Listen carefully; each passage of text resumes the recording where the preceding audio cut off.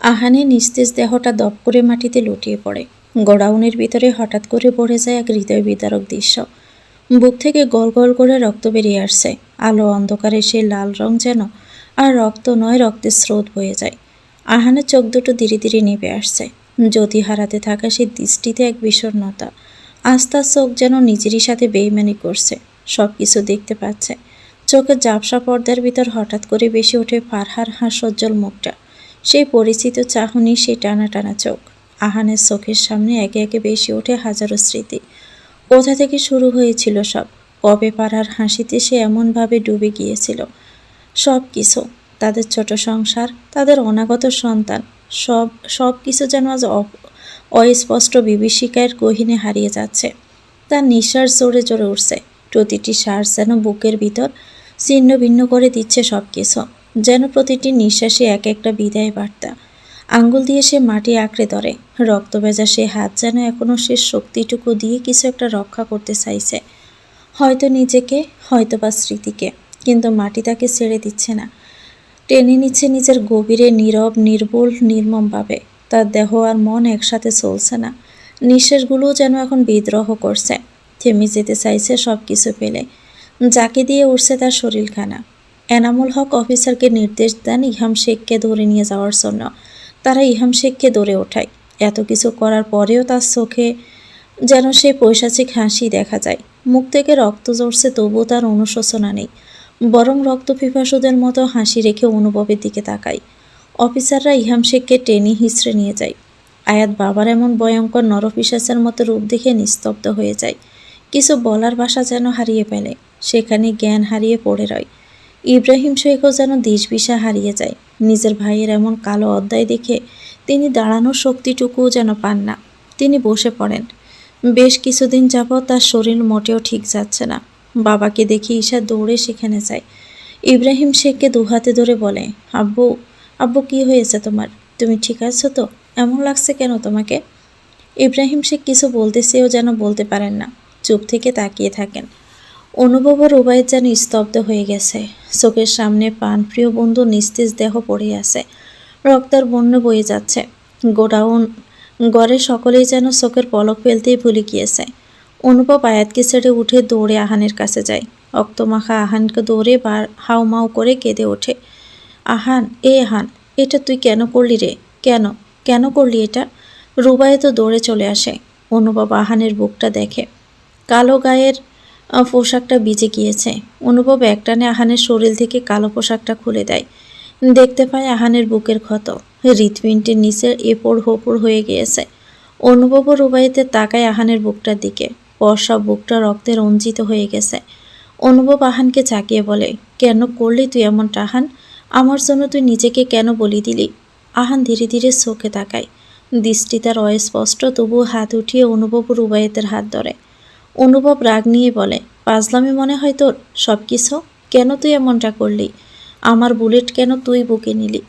আহান হঠাৎই হুশ করে উঠে বলে, গলা স্বরে অস্পষ্ট ফুটে ওঠে এক বেদনাদায়ক আর্তনাদ। জীবনের আকুলতা যেন ধ্বনিত হয় তাতে। সে কিছু বলতে চায়, কিন্তু গলা যেন কেউ চেপে ধরেছে। ঠোঁট কাঁপছে, মুখ থরথর করছে। অনেক কষ্টে কথাগুলো পেটে বের হয়। এখন কিন্তু ডিউটি টাইম স্যার। আপনি তো বলেছিলেন ডিউটি ইজ ডিউটি। এই সময় আমি কাউকে চিনি না, এমনকি নিজের বউকেও না। কথা শেষ হওয়ার আগে গর্জে উঠে অনুভব, কণ্ঠে দমকের স্পষ্ট রেশ। চুপ, একদম চুপ আহান, আর একটাও কথা না। আহানের বুক থেকে তখনও গল গল করে রক্ত ঝরছে। রুবাইয়ের দৌড়ে গিয়ে একটা কাপড় এনে তার বুক চেপে বেঁধে দেয়। তবুও রক্ত ছুঁয়ে ছুঁয়ে গড়িয়ে পড়ে মাটিতে, লাল হয়ে যাচ্ছে চারপাশ। অনুভব, যাকে সবাই চেনে একজন রাগী, কঠোর, গুরুগম্ভীর মানুষ হিসাবে, আজ যেন নিজের সে শক্ত আবরণটাকেই সে ধরে রাখতে পারছে না। ভিতরটা আজ তার ছিন্ন ভিন্ন হয়ে মনের সমস্ত দৃঢ়তা ভেঙে খান খান হয়ে গেছে। রুবাইয়ের কণ্ঠে তীব্র উদ্বেগ ও তাড়া নিয়ে বলে ওঠে, অনু, আমাদের আহানকে এখনই হসপিটালে নিয়ে যেতে হবে। এক মুহূর্ত দেরি করে যাবে না প্লিজ। অনুভব মাথা ঝাঁকায়। আহানের চোখ দুটো যেন খুলে রাখা দায় হয়ে পড়েছে। ফর্সা মুখটা কেমন রক্তশূন্যতায় প্যাকাশে হয়ে গেছে। এনামুল হক অ্যাম্বুলেন্সকে ইতিমধ্যেই ফোন দিয়েছেন। তিনি অনুভবের কাছে এসে বলে, আদমান, আমাদের যেতে হবে। অনুভব দিকশীর্ণ হয়ে শুধু মাথা নাড়ায়। ঈশাকে ডাক দিয়ে বলে আয়াতকে ধরতে। ভাইয়ের কথায় ঈশা আয়াতের কাছে যায়। ইব্রাহিম শেখও আয়াতের কাছে গিয়ে দাঁড়ায়। অনুভব আবার আহানকে পাজাকোলা করে নিতে নিতে বলে, আহান আহান চোখ বন্ধ করবি না, 10 মিনিট, জাস্ট 10টা মিনিট সময় দে আমায়, সব কিছু ঠিক হয়ে যাবে। প্লিজ ভাই, তুই আমার এই 10টা মিনিট সময় দে। কখনো চাইনি আমি কারো কাছে কোনো কিছু। অনুভবের সে রেকর্ড নেই। এই প্রথমবার তোর কাছে আমি কিছু চাচ্ছি। আমাকে নিরাশ করিস না ভাই। ফারহা যে পথ চেয়ে আছে, তোর অনাগত সন্তান, সবাই তোর অপেক্ষায় আছে। আহানকে নিজের সমস্ত শক্তি দিয়ে তুলে নেয় কোলে। তবে হাতের ক্ষতের জন্য সে ব্যথায় কুঁকড়ে যায়। আবারও হাত থেকে পিন করে রক্ত পড়তে থাকে। অনুভব ব্যালেন্স হারিয়ে পড়ে। রুবায়েত এসে আহানকে ধরে ফেলে। রুবায়েত অনুভবের হাতের দিকে তাকিয়ে বলে, তোর হাত থেকে রক্ত ঝরছে অনু। অনুভব এক নজর তাকায় সেদিকে, তবে তার মাঝে কোনো ভাবান্তর নেই। কয়েকজন অফিসার এসে আহানকে ধরে অ্যাম্বুলেন্সে ওঠায়। ইব্রাহিম শেখের দিকে তাকিয়ে অনুভব বলে, বাবা। ছেলের এমন কাতর গলা শুনে ইব্রাহিম শেখের রুহু কেঁপে ওঠে। তিনি সবসময় ভাবতেন তার ছেলেকে নিয়ে, রক্সটা ছেলেটা ভবিষ্যৎ নিয়ে। কারো কোনো কথা শুনে না। তবে আজ যেন তার সমস্ত ভাবনা পানি হয়ে গেছে। অনুভব বলে, তুমি আয়াত ঈশাকে নিয়ে যাও, আমি রুবায়েত হাসপাতালে যাচ্ছি। এ বলে দ্রুত পায়ে সেখান থেকে চলে যায়। ইব্রাহিম শেখ আয়াত ঈশাকে নিয়ে রওনা হয়। অনুভব, রুবায়েত আর এনামুল হক তড়িঘড়ি করে আহানকে নিয়ে হসপিটালের দিকে রওনা হয়। এনামুল হক এরই মধ্যে ফোনে হাসপাতালের সব ব্যবস্থা করে রেখেছেন। ডক্টরের সঙ্গে কথা বলে জরুরি অপারেশনের প্রস্তুতিও নিশ্চিত করেছেন। প্রায় 20 মিনিটের মধ্যে তারা হাসপাতালের সামনে এসে পৌঁছায়। তখন আহানের নিঃশ্বাস ধীরে ধীরে অস্বাভাবিকভাবে চলছিল। নিস্তেজ শরীর, মুখে কোনো রং নেই। হাসপাতালের বেডে শোয়ানোর সঙ্গে সঙ্গে উপস্থিত ডক্টর তার অবস্থা দেখে বুঝে নেন সময় একদমই নেই। মুখে অক্সিজেন মাস্ক লাগিয়ে কোনো দেরি না করে তারা আহানকে সরাসরি অপারেশন থিয়েটারে নিয়ে যায়। ভাগ্যক্রমে সব প্রস্তুতি আগে থেকেই ছিল বলে সময় নষ্ট হয়নি। হসপিটালের করিডোরে অনুভব আর রুবায়েত বসে পড়ে। চারদিকের পরিবেশ থমথমে। বোবা আর্তনাদের মতো একটা চাপা উত্তেজনা ছড়িয়ে আছে চারদিকে। রুবায়েত চোখ রাখে অনুভবের হাতের দিকে। অনুভবের হাত কেটে রক্ত শুকিয়ে গাঢ় হয়ে গেছে।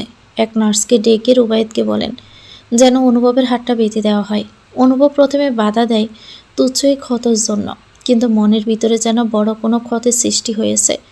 কিন্তু রুবায়েত তার কথা শোনে না। জোর করে অনুভবের হাত নিজের হাতে তুলে নেয় আর তার ক্ষতস্থানটা পরিষ্কার করে ব্যান্ডেজ করে দেয়। অনুভব এবার আর কিছু বলে না, শুধু চুপ করেই বসে থাকে। রাত 10টা বাজে। কিছুক্ষণ আগেই ফারহাকে রাতের খাবার খাইয়ে দিয়ে গেছে অনিমা। ফারহা একা একা বসে আছে। ফোন নিয়ে আহানের নাম্বারে কল দেয়, কিন্তু আহানের ফোন অফ। মনটা কেমন অস্থির হয়ে ওঠে। বারবার চোখ চলে যাচ্ছে গড়ির দিকে। আহান এখনও ফিরেনি কেন? সে তো বলেছিল যে তাড়াতাড়ি ফিরে আসবে, কিন্তু এখন তো তার কোনো খোঁজই নেই। ফারহার বুকের ভিতরটা কেমন যেন কুঁকড়ে উঠছে, ভয় করছে। নিজেই বিড়বিড় করে ওঠে, কোনো বিপদ হয়নি তো? অজানা আতঙ্কে তার মনটা ছটফট করছে, বসে থাকতে পারছে না। অস্থিরতা যেন পায়ের তলার পাতা শুইয়ে থাকতে দিচ্ছে না তাকে। ধীরে ধীরে সে ঘর থেকে বেরিয়ে আসে। ভারী শরীর নিয়ে হাঁটাচলা করাই যেন তার জন্য এখন যুদ্ধের মতো। আগের থেকে অনেক অনেক মোটা হয়ে গেছে। এটা নিয়ে নিজের উপরই সে নিজেই বিরক্ত। তার উপর আবার আহানের কড়া শাসন, তার শাশুড়ির ঠাস কোনো নিয়মকানুন, সব মিলিয়ে যেন দম বন্ধ হয়ে আসে ফারহার। সে ধীরে ধীরে ড্রয়িং রুমে এসে সোফায় বসে পড়ে। এতটুকু পথেই যেন হাঁপিয়ে উঠেছে। ক্লান্ত চোখে চেয়ে থাকে মেন দরজার দিকে। অনিমা বেগম নিচে এসেছেন পানি নিতে। ড্রয়িং রুমে ফারহাকে দেখে একটু বিস্মিত হলেন। তারপর বললেন, নিচে কেন এসেছিস ফারহা? এই শরীর নিয়ে যদি কোনো অঘটন ঘটে যায়? শাশুড়ির কথায় ফারহা তাকায় তার দিকে। চেহারায় অস্থিরতার ছাপ স্পষ্ট। অনিমা বেগম কাছে এসে জিজ্ঞেস করেন, কি হয়েছে মা? এমন অস্থির লাগছে কেন তোকে? ফারহার গলা কাঁপছে, কণ্ঠটা ফুসফুস থেকে যেন ঠিকমতো বেরোচ্ছে না। দেখো না মা, তোমার ছেলে তাড়াতাড়ি ফিরবে বলেছিল, এখনও ফিরছে না। ফোন দিয়েছিলাম, বন্ধ দেখাচ্ছে। অনিমা বেগম জানেন তার ছেলে প্রায় কাজের চাপে দেরি করে ফিরে। কখনো কখনো ফোনও বন্ধ থাকে, সেটাই তার কাছে স্বাভাবিক রুটিন। কিন্তু ফারহার পিঠে হাত রেখে শান্তভাবে বললেন, হয়তো কাজে আটকে গেছে মা। সকালে বলেছিল আজ নাকি খুব জরুরি কিছু আছে, তাই হয়তো দেরি হচ্ছে। চিন্তা করিস না। তবুও ফারহার মন থেকে অস্থিরতা কাটে না। কিছু একটা যেন গলার ভিতরে কাটার মতো বিঁধে আছে। হঠাৎই তার চোখের সামনে ভেসে ওঠে সেই দিনের ঘটনা। 2 দিন আগে সে কাবার্ড গোছাতে গিয়ে একটা আইডি কার্ড পায়, আর পেয়েছে একটা গান। সেদিন সে প্রশ্ন করেছিল আহানকে, এটা কি আহান, এখানে কেন? আহান হালকা হেসে বলেছিল, এটাই আমার কাজ ফারহা, আর আমার কাজে কোনো নিশ্চয়তা নেই। সেদিন আহানের বলা কথাগুলো ফারহার হৃদয়ে গেঁথে গিয়েছিল। সেই মুহূর্তে থেকে তার ভিতরটা কেমন অস্থির হস্থির হয়ে উঠেছিল, যেন বুকের ভিতর একটা জ্বর বয়ে যাচ্ছে। অনেক চেষ্টা করেও মনকে শান্ত রাখতে পারছে না। অনিমা সব বুঝেও কিছু না বুঝতে দিয়ে বললেন, চিন্তা করিস না ফারহা, চল শুয়ে পড়, এখন বিশ্রাম নে। ঠিক তখনই ফারহার ফোনটা বেজে ওঠে। চারদিক নিস্তব্ধ হয়ে এলো, শুধু সেই রিংটোনটা কানে বাজতে লাগলো। অনিমা দ্রুত ফোনটা হাতে তুলে রিসিভ করে কানে দিলেন। আর তখনই ওপাশ থেকে এক ভয়ার্থক কণ্ঠে খবর এলো, আহান গুলিবিদ্ধ হয়েছে, তাকে হাসপাতালে নিয়ে যাওয়া হয়েছে। হাত থেকে ফোনটা ছিটকে পড়ে গেল মাটিতে। ফারহা বলে উঠল, মা, কি হয়েছে? কে ফোন করেছিল? অনিমা কিছু বলতে পারছিলেন না। চোখে মুখে যেন সব কথা তার আটকে যাচ্ছে। পাথরের মতো স্থির দাঁড়িয়ে রইলেন। আর তখনই ফারহার মন কেমন করে উঠল। অজানা ভয় চেপে বসলো বুকে। কি হয়েছে বলো মা, প্লিজ বলো। ফারহার কণ্ঠে আকুতি। অবশেষে অনিমা কাঁপা গলায় বলে উঠলেন, আহানের গুলি লেগেছে ফারহা, ওকে হাসপাতালে নিয়ে যাওয়া হয়েছে। শুনে মুহূর্তে ফারহার হাত পা কাঁপতে লাগলো। চোখের সামনে সব কিছু ঝাপসা হয়ে এলো। বুক ফেটে কান্না এলো তার। অনিমার আহাজারিতে চারপাশ বাড়ি হয়ে উঠল। শূন্য দৃষ্টিতে ফারহা শাশুড়ি মায়ের দিকে একবার শুধু তাকিয়ে বলতে থাকলো, আহান, না না আহান। ফারহা দপাস করে সোফায় বসে পড়ে। ফারহার হঠাৎ করে শ্বাসকষ্ট অনুভব হয়। মুখটা ফ্যাকাশে হয়ে যায় তার। তারপর জ্ঞান হারিয়ে ফেলে। ছেলের ক্রিটিক্যাল অবস্থা শুনে অনিমা বেগম যেন ভেঙে পড়েন। একজন মায়ের মন কি সহ্য করতে পারে এমন দুঃসংবাদ? ছেলের এমন পরিস্থিতির কথা শুনে তিনি আহাজারি করে কাঁদতে থাকেন। ভাঙা গলায় তিনি বলতে থাকেন, আমার ছেলে আর বৌমা কোন দিক দিয়ে যাব আমি এখন? অনিমা পানির গ্লাস এনে ফারহার চোখে মুখে পানি ছিটিয়ে তাকে জ্ঞান ফেরানোর চেষ্টা করে। ফারহার জ্ঞান ফিরতে সে হঠাৎ পাগলের মতো আচরণ শুরু করে। বারবার চিৎকার করে বলতে থাকে, আহান, আহান। অনিমা বেগম দ্রুত ইকবাল সাহেবকে ফোন করলেন। তিনি বাসার কাছাকাছি ছিলেন তখন। ফোনে খবর শুনে তিনিও ভেঙে পড়েন ভীষণ। বাসায় ফিরে এসে স্ত্রী ও বৌমাকে নিয়ে দ্রুত হাসপাতালে রওনা হয়। রাত 11:10। হাসপাতালের করিডোরে থমথমে পরিবেশ। ফারহা, অনিমা ও ইকবাল সাহেব তড়িগড়ি করে হাসপাতালে এসে পৌঁছায়। অপারেশন থিয়েটারের সামনে বসে থাকা অনুভবকে দেখে ফারহা বাড়ি শরীর নিয়ে এগিয়ে আসে। কাঁপা কাঁপা কণ্ঠে ঢুকরে উঠে বলে, ভাইয়া, আহান কেমন আছে ভাইয়া? অনুভব কথা হারিয়ে ফেলে। কি বলবে, কি জবাব দিবে কিছুই বুঝে উঠতে পারে না। তার চোখ অপারেশন থিয়েটারের দরজার দিকে নিবদ্ধ, যেন শুধু ওই দরজার উপর থেকেই আসবে সব প্রশ্নের উত্তর। কিছুক্ষণ পর অপারেশন থিয়েটারের আলো নিভে আসে। দরজাটা খোলার শব্দ পেতে অনুভব দৌড়ে গিয়ে সামনে দাঁড়ায়। ডাক্তার বেরোতে সে এক নিঃশ্বাসে জিজ্ঞেস করে, কেমন আছে আহান ডাক্তার? সব ঠিক আছে তো? ইকবাল সাহেবও কাছে এসে উদ্বিগ্ন গলায় বলেন, আমার ছেলের কি অবস্থা ডক্টর? এনামুল হক ও রুবাইয়ে তো ছুটে আসেন। সবাই একসাথে তাকিয়ে থাকে ডক্টরের মুখের দিকে। ডক্টর মাস্ক খুলে বলে, অপারেশনটা অনেক ক্রিটিক্যাল ছিল। গুলিটা হার্টের নিচ দিয়ে ছেদ হয়ে গেছে। প্রচুর রক্তক্ষরণও হয়েছে। বি পজিটিভ গ্রুপের রক্ত আরও লাগবে। অনুভব কাঁপা গলায় জিজ্ঞেস করলো, পেশেন্টের এখন কি অবস্থা ডক্টর? ডক্টর গভীর দৃষ্টিতে সবার দিকে তাকিয়ে বলেন, এখনই কিছু বলা যাচ্ছে না। আগামী 24 ঘন্টা রোগীকে লাইফ সাপোর্টে রাখা হয়েছে। এই সময়ের মধ্যে পেশেন্ট কোনো রেসপন্স না দিলে আমাদের করার মতো আর কিছু থাকবে না। আমরা সর্বোচ্চ চেষ্টা করেছি, বাকিটা আল্লাহর ইচ্ছা। ডক্টরের কথা শুনে অনিমার ফারহা ভেঙে পড়ে কান্নায়। হাসপাতালের নীরব দেওয়াল জুড়ে প্রতিদ্বন্দ্বিত হয় এক মায়ের হৃদয় বিদারক আহাজারি। ইকবাল সাহেব চেয়ারে বসে পড়েন। অনিমা ছেলের জন্য কেঁদে কেঁদে আকুল হয়ে ওঠেন। আল্লাহ, আমার ছেলে, আমার একমাত্র ছেলেকে তুমি এমন বিপদে ফেললে কেন? আমি কিসে বাঁচবো আল্লাহ? সকালে হাসি মুখ থেকে ঘর থেকে বের হলো, আর এখন জীবন মৃত্যুর সন্ধিক্ষণে। আমার ছেলের প্রাণ ভিক্ষা দাও আল্লাহ, আমার ছেলেকে ফিরিয়ে দাও। ফারহা এক অবহেলিত জীবনের প্রতিচ্ছবি। ছোটবেলা থেকে সে ছিল এক কপাল পোড়া মেয়ে। বাবা মা হারা ভালোবাসার আশ্রয় ছাড়া বড় হতে হয়েছে তাকে। মামির ঘরে যেন এক বোঝা হয়ে বেড়ে উঠেছে সে। লাথি, উষ্ঠা, অপমান ছিল নিত্যদিনের সঙ্গী। কারো স্নেহভরা হাত তার মাথায় ছিল না। কেউ তাকে জড়িয়ে ধরে বলেনি, তুই আছিস, তাতেই আমার দুনিয়া ভরে গেছে। তার জীবন যেন ঝরে যাওয়া কোনো পাপড়ের নির্বিকার। নিঃসঙ্গ অচেনা বাতাসে মিলিয়ে যেতে যেতে কেউ খেয়ালই রাখেনি। সে হারিয়ে গেলেও কারো চোখে জল আসতো না, কেউ তার খোঁজে পথে নামতো না। এমনই এক নিস্তব্ধ জীবনের মাঝখানে হঠাৎ করে এসেছিল আহান, এক আলোর রেখার মতো, এক আশ্রয়ের নাম। আহানের হাত ধরে ফারহা যেন নতুন করে নিঃশ্বাস নিতে শিখল। রঙহীন পৃথিবীটা পেল নতুন রঙে। যে জীবনটা শুধু সহ্য করে যাওয়া ছিল তা হয়ে উঠল বেঁচে থাকার গল্প। মায়ের মতো শাশুড়ি, বাবার মতো একজন শ্বশুর, তাদের ছোট্ট একটা সংসার। ফারহান নিঃশব্দে উঠে দাঁড়ায়। পায়ের শব্দ যেন হৃদয়ের স্পন্দনের সঙ্গে তাল মিলিয়ে এগিয়ে যায়। এক পা দু পা ধীরে ধীরে এগিয়ে যায় আহানের কেবিনের সামনে। কাছের দরজার পাশে দাঁড়িয়ে তাকায় সে মানুষটার দিকে। আহান হাসপাতালের সাদা বেডে শুয়ে আছে, বুকটা সাদা ব্যান্ডেজে মোড়ানো, মুখে অক্সিজেন মাস্ক। কেবল মনিটরে টুটু শব্দটুকু জানান দিচ্ছে সে এখনও বেঁচে আছে। ফারহার চোখের জল আসে না আর, সে যেন এক কঠিন পাথর হয়ে গেছে। কিন্তু ভিতরের ভূমিকম্পটা তাকে কাঁপিয়ে দেয়। এই জীবনে শুয়ে শুয়ে যেন এক কঠিন ধাতু হয়ে গেছে সে। তবে এই মানুষটাকে হারানোর ভয় যেন পুরো আকাশটাকেই ঢেকে দেয়। সে কাছের গায়ে নিঃশব্দে হাত রাখে। তার ঠোঁট কাঁপে, কিন্তু কোনো শব্দ বের হয় না। তবুও সে বিড়বিড় করে আওড়ায় একটাই কথা, যতটা যত্ন করে আমায় ভালোবাসলেন ঠিক ততটা যত্নে আমায় ফাঁকি দিতে চাচ্ছেন। আমি বাঁচব কী নিয়ে? আপনিই তো ছিলেন আমার একমাত্র আঁকড়ে ধরে বেঁচে থাকার সম্বল। আপনি তো বলেছিলেন তোমাকে নিয়ে 1000 বছর বাঁচার তীব্র আকাঙ্ক্ষা। তুমিহীন আমার পৃথিবীটা একদম শূন্য। একসাথে বেঁচে থাকার স্বপ্ন দেখিয়ে তাহলে আজ কেন আমায় শূন্যের সাগরে ভাসিয়ে দিতে চাচ্ছেন? আয়াত ও ঈশাকে নিয়ে ইব্রাহিম শেখ ম্যানশনে ফিরে এলেন। ভিতরে ঢুকতে অহমিকা শেখ ছুটে এলেন মেয়েদের দিকে। চিন্তায় তার চোখে মুখে ছায়া। অহমিকা দৌড়ে এসে ঈশা ও আয়াতকে বুকে জড়িয়ে ধরে বললেন, কই ছিলি তোরা? এই অবস্থায় তোদের দেখছি কেন? তখনই আয়াত অজ্ঞান অবস্থায়, চোখ বন্ধ, নিথর দেহ। ঈশা ও ইব্রাহিম শেখ দুজনে মিলে আয়াতকে ধরে এনেছে। আয়াতের এমন অবস্থা দেখে অহমিকার কণ্ঠে কাঁপন। আয়াতের কি হয়েছে? আর তোদের এই হাল কেন? অহমিকার প্রশ্ন শুনে ঈশা কাঁপা গলায় বলল, আগে আপুকে শুইয়ে দেই মা, আপুর এখনও জ্ঞান ফিরেনি। অহমিকা ও ঈশা মিলে আয়াতকে সাবধানে সোফায় শুইয়ে দেয়। ঈশা ক্লান্ত গলায় বলে, মা, পানি। আয়শা তাড়াতাড়ি করে রান্নাঘরে গিয়ে এক গ্লাস ঠান্ডা পানি নিয়ে আসে। ঈশা সেই গ্লাসটা হাতে নিয়ে ঢক ঢক করে খেয়ে ফেলে। গলা যেন শুকিয়ে কাঠ হয়ে গিয়েছিল তার। গত কয়েক ঘন্টার ভয়াবহ অভিজ্ঞতার সে চরম ক্লান্ত।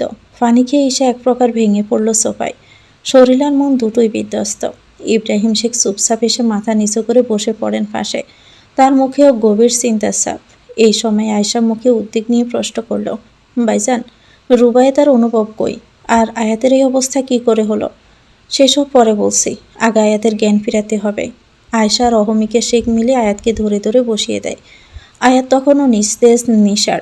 অহমিকা শেখ আয়াতের মাথাটা নিজের কোলে রেখে বারবার তাকে ডাকতে থাকে, আয়াত, আয়াত, চোখটা খোল মা। কোনো সাড়া নেই। আয়শা উদ্বিগ্ন হয়ে আয়াতের চোখে মুখে ঠান্ডা পানি ছিটিয়ে দেয়। থমথমে কণ্ঠে ডাকে, আয়াত, চোখ খোল মা। প্রায় 5 মিনিট পর আয়াতের চোখের পাতায় টিপ টিপ নড়াচড়া শুরু হয়।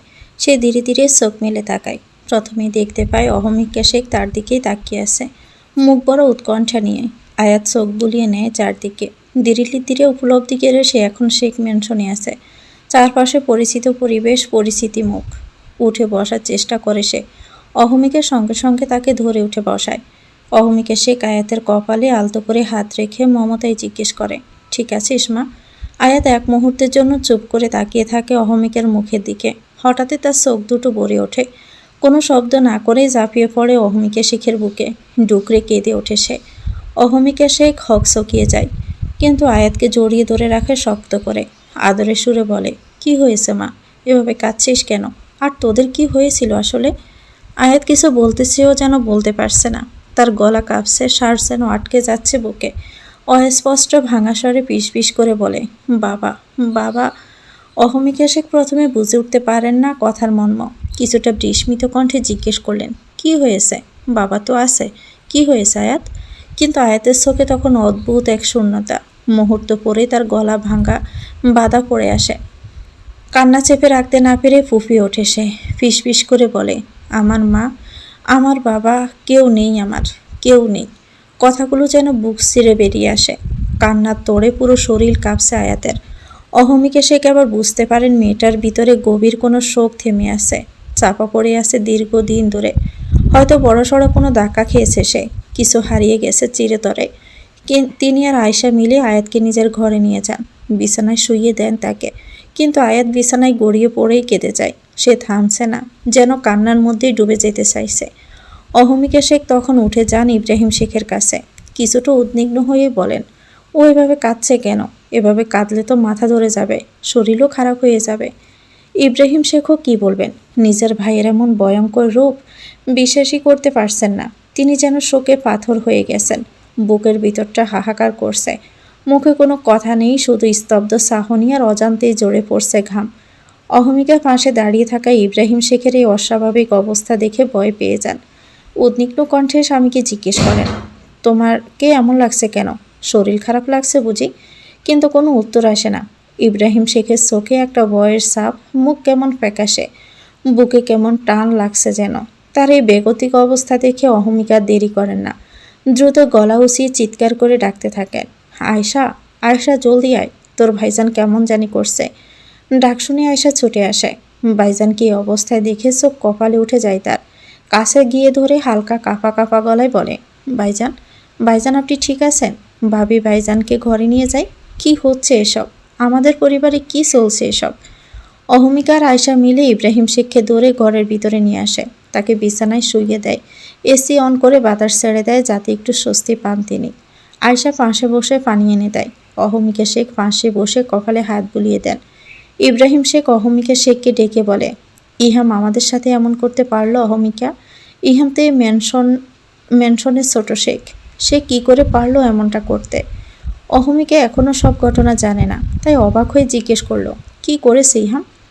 ইব্রাহিম শেখ গোডাউনের গড়ের ঘটনার পূর্ণাঙ্গভাবে বিবরণ দিতে শুরু করলেন। তার কণ্ঠে ছিল আতঙ্কের ছায়া, আর চোখে যেন অজানা কোনো গ্লানির ছাপ। একে একে সব শুনে আয়শা অহমিকের মুখ বিবর্ণ হয়ে ওঠে। তাদের চোখে বিস্ময় আর অবিশ্বাসের ছায়া। ইহাম শেখের জীবনের এমন ভয়ঙ্কর অধ্যায় তারা কোনোদিনও কল্পনাও করেনি। এক মুহূর্তের জন্য ঘর জুড়ে এক অদ্ভুত স্তব্ধতা নেমে এলো। নিঃশব্দ যেন সবাই এক একটা কুয়াশার ভিতর হারিয়ে গেল। বিশ্বাস করাই কঠিন এই পরিবারের একজন হয়ে তার ভিতরে এমন অন্ধকার লুকিয়েছিল। অহমিকে কিছু বলবে বলেও থেমে যায়। তার মনে হয় যতই মুখ খুলুক না কেন, কিছুই ঠিকঠাক প্রকাশ করতে পারবে না। সমস্ত কথা যেন গুলিয়ে যাচ্ছে। অনুভূতিগুলো এলোমেলো হয়ে এক ধরনের দাদার মতো পাক খেয়ে যাচ্ছে তার ভিতরে। আয়শা সব শুনে বলল, ছোট ভাইজান এখন কোথায়? ওকে ধরা হয়েছে, কাস্টডিতে নিয়ে যাওয়া হয়েছে। হাসপাতালের করিডোর জুড়ে এক ধরনের পিনপতন নীরবতা, যেন চারপাশে শোকের ভারী স্তব্ধ হয়ে আছে পৃথিবী। আতঙ্ক, উৎকণ্ঠা আর অসহায় মুখগুলোর মাঝে বসে আছে ফারহা পাথরের মতো নির্বাক হয়ে। তার চোখে অশ্রু নেই, মুখে শব্দ নেই, তবুও তার ভিতরে যেন কান্নার এক দুঃসহ নদী বইছে। অনিমা বেগম তার পাশে এসে বসলেন। কণ্ঠে মায়ার উদ্বেগ মিশিয়ে বললেন, ফারহা, আর কতক্ষণ এভাবে বসে থাকবি মা? শরীর খারাপ হয়ে যাবে তো, একটু আয়, চোখটা বুঝে নেই। ফারহা ধীরে ধীরে মুখ তুলে তাকায় আহানের কেবিনের দিকে। সেখানে কাছের দরজার ওপারে নিথর হয়ে শুয়ে আছে আহান। ফারহার ঠোঁট কাঁপে, গলা ধরে আসে, তারপর পিস পিস করে বলে ওঠে, মা, তোমার ছেলেকে বলো সে কেন এভাবে শুয়ে আছে, কেন কিছু বলছে না। আমার কষ্ট হচ্ছে মা, ভীষণ কষ্ট। আমার তো কেউ নেই, সবাই সবাই আমায় ছেড়ে চলে যায়। আমি আসলেই অপয়া, অলক্ষী মেয়ে। অনিমা বেগম ধমকে সুরে নয়, স্নেহ ভেজা কণ্ঠে বলেন, এসব কিছু বলতে নেই মা, অনুভব বেডের ব্যবস্থা করে দিয়েছে, তুই একটু শুয়ে পড়। ফারহার চোখ রক্তবর্ণ হয়ে ওঠে। সে হঠাৎই দাঁড়িয়ে পড়ে, চিৎকার করে ওঠে, আমি ঘুমাবো না, আমি ওর কাছে যাব। আমায় যেতে দাও মা, শুধু একবার। আমি যাব আহানের কাছে। আমি পারছি না আর। অনিমা নির্বাক হয়ে যায় ফারহার এমন আবদারে। অনুভব সেই সময় আসছিল। অনুভবের আর সে বাহিরে গিয়েছিল একটু। এসে ফারহার কথা শুনে অনুভব ফারহার কাছে গিয়ে বলে, ফারহা। ফারহা সেদিকে তাকায়।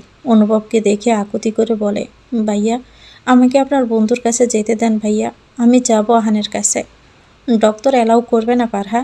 আমি যাব ভাইয়া, আমি ওকে বিরক্ত করব না, আপনি ডক্টরকে বলুন না। অনুভবের বুক ছিঁড়ে দীর্ঘশ্বাস বেরিয়ে আসে, যেন সমস্ত ভার তার বুকের উপর চেপে বসেছে। কি করবে এখন সে? ফারহার মুখের দিকে তাকিয়ে এক মুহূর্ত দাঁড়িয়ে থাকে, তারপর নীরবে ডাক্তারের রুমের দিকে এগিয়ে যায়।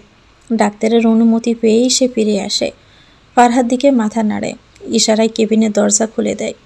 অনুভব নিজে দরজা খুলে ফারহাকে ভিতরে নিয়ে যায়, তারপর চুপচাপ বাহিরে বেরিয়ে যায়। দরজাটা নিঃশব্দে টেনে বন্ধ করে দেয়। ফারহা ধীরে ধীরে পা ফেলে এগিয়ে যায় আহানের বেডের দিকে। নিস্তেজ দেহটা পড়ে আছে সাদা চাদরের নিচে, চোখ দুটো বন্ধ, মুখটা শান্ত, কিন্তু সেই চিরচেনা উষ্ণতা নেই। আহান যেন ঘুমিয়ে আসছে কোনো গহীন বিষাদে। ফারহার বুকটা মোচড় দিয়ে ওঠে। বুকের ভিতর কেউ যেন সূচ ফুটিয়ে দেয়। চোখ দুটো জলে ঝাপসা হয়ে আসে। সে বেডের পাশে রাখা চেয়ারে বসে পড়ে। কাঁপা কাঁপা হাতে আহানের হাতটা আলতো করে শুয়ে বলে, এই আহান, শুনছেন? আপনি সকালে না আমায় বলে বেরোলেন তাড়াতাড়ি চলে আসবেন, কিন্তু আসলেন না তো। উল্টো আপনি এখন হসপিটালের এই বেডে শুয়ে আছেন নিশ্চিন্তে। আপনি না আমাকে বলেছিলেন কখনো কষ্ট দেবেন না, তাহলে আজ কেন এত কষ্ট দিচ্ছেন আমাকে? আমার যে খুব কষ্ট হচ্ছে আহান, বুকটা ফেটে যাচ্ছে আপনাকে এই অবস্থায় দেখে। সে একটু থামে, চোখ মুছে আবারও বলে, প্লিজ একটা বার উঠুন না, একটা বার চোখ তুলে তাকান না আমার দিকে। আমি আর অবাধ্য হব না আপনার। খাওয়া দাওয়া নিয়ে রাগ করব না, পড়াশোনা নিয়ে জেদ ধরব না, প্রেশার নেব না। এই যে আমি আপনাকে শুয়ে বলছি, আমি আর কখনোই কোনো ভুল করব না। এক ফোঁটা অশ্রু গড়িয়ে পড়ে তার গাল বেয়ে। একবার, শুধু একটা বার চোখ তুলে তাকান আহান। ফারহান নিজের ফুলে ওঠা পেটের উপর হাত রেখে বলে, বাবু দেখ তো, তোর বাবা কেমন রাগ করে আছে, আমার সাথে কথা বলছে না, নিজের মতো চুপচাপ শুয়ে আছে, যেন আমাদের কেউ না, আমাদের দিকে একবার তাকায়ও না, কথাও বলছে না। তোর বাবা সাড়া দিচ্ছে না। সে একটু থেমে আবারও বলে উঠল, শোন, তুই কিন্তু বাবার কোলে যাবি না, একদম না। আজ সারাদিন তোকে একবারও ডাকিনি, কথা বলিনি, বুঝলি? তুইও রাগ করে থাকবি, বল না, থাকবি তো আমার মতো রাগ করে? তার চোখে মুখে একটু অভিমান জমে আছে। বাহির থেকে অনিমা ফারহার পাগলামিগুলো শুধু দেখছে। তিনি তো মা, ছেলের অবস্থায় তার ভিতর যে ভেঙে চৌচির হয়ে গিয়েছে। তিনি পাশের চেয়ারে দপ করে বসে পড়েন। ইকবাল সাহেবের বুকে মাথা দিয়ে কাঁদতে কাঁদতে বলেন, আমার ছেলেটাকে ফিরিয়ে দাও, ওকে তুমি ঠিক করে দাও। আমার ছেলে যে উঠছে না, আমাকে মা বলে ডাকছে না। ইকবাল সাহেব কী বলে স্ত্রীকে সান্ত্বনা দিবেন নিজেও জানেন না। তিনিও তো বাবা, তারও যে কষ্ট হচ্ছে, তারও তো ভিতরটা খান খান হয়ে গিয়েছে। পুরুষ মানুষ শক্ত আবরণ, যেন সহজে কাঁদে না। অনুভব আর রুবাইদ বসে আছে হাসপাতালের নির্জন করিডরে। চারপাশে নিস্তব্ধতা, মাঝে মাঝে ভেসে আসছে দূরের কোলাহল কিংবা হাসপাতালের যন্ত্রপাতির শব্দ। অনুভব মাথা নিচু করে বসে আছে, দু হাতে মুখ ঢেকে রেখেছে, যেন নিজের ভিতরেই ডুবে গেছে সে। আর তাকে বাঁচাতে তারই প্রাণপ্রিয় বন্ধু মৃত্যুর সঙ্গে লড়ছে। আর এসে অসহায় মুহূর্তে সে কিছু করতে পারছে না। তার দৃষ্টি আছে মেঝের দিকে, যেন অদৃশ্য শূন্যতা তাকে গ্রাস করে নিচ্ছে। রুবাইত এসে তার কাঁধে হাত রাখে। অনুভব নড়েও না, যেন সোয়ারও কোনো অনুভূতি নেই তার শরীরে। রুবাইত ফোঁস করে নিঃশ্বাস ছেড়ে বলে, আমি এখানে আসি, তুই বরং বাসায় যা একটু। শরীরটা তো তোর ক্লান্ত হয়ে পড়েছে, একটা পোশাকও চেঞ্জ করা দরকার। একটু থেমে সে আবার বলে, আজ মামাকে দেখলাম শরীরটা ভালো যাচ্ছে না। মনে হচ্ছে আয়াত আর ঈশাকে নিয়ে গেল, কিন্তু এরপর আর কোনো খোঁজ নেওয়া হয়নি। আয়াতের অবস্থাও তো খারাপ, পুরো ভেঙে পড়েছে, ওর দিকেও একটু খেয়াল রাখা দরকার। অনুভব চুপচাপ শুনে যায়, কোনো উত্তর দেয় না।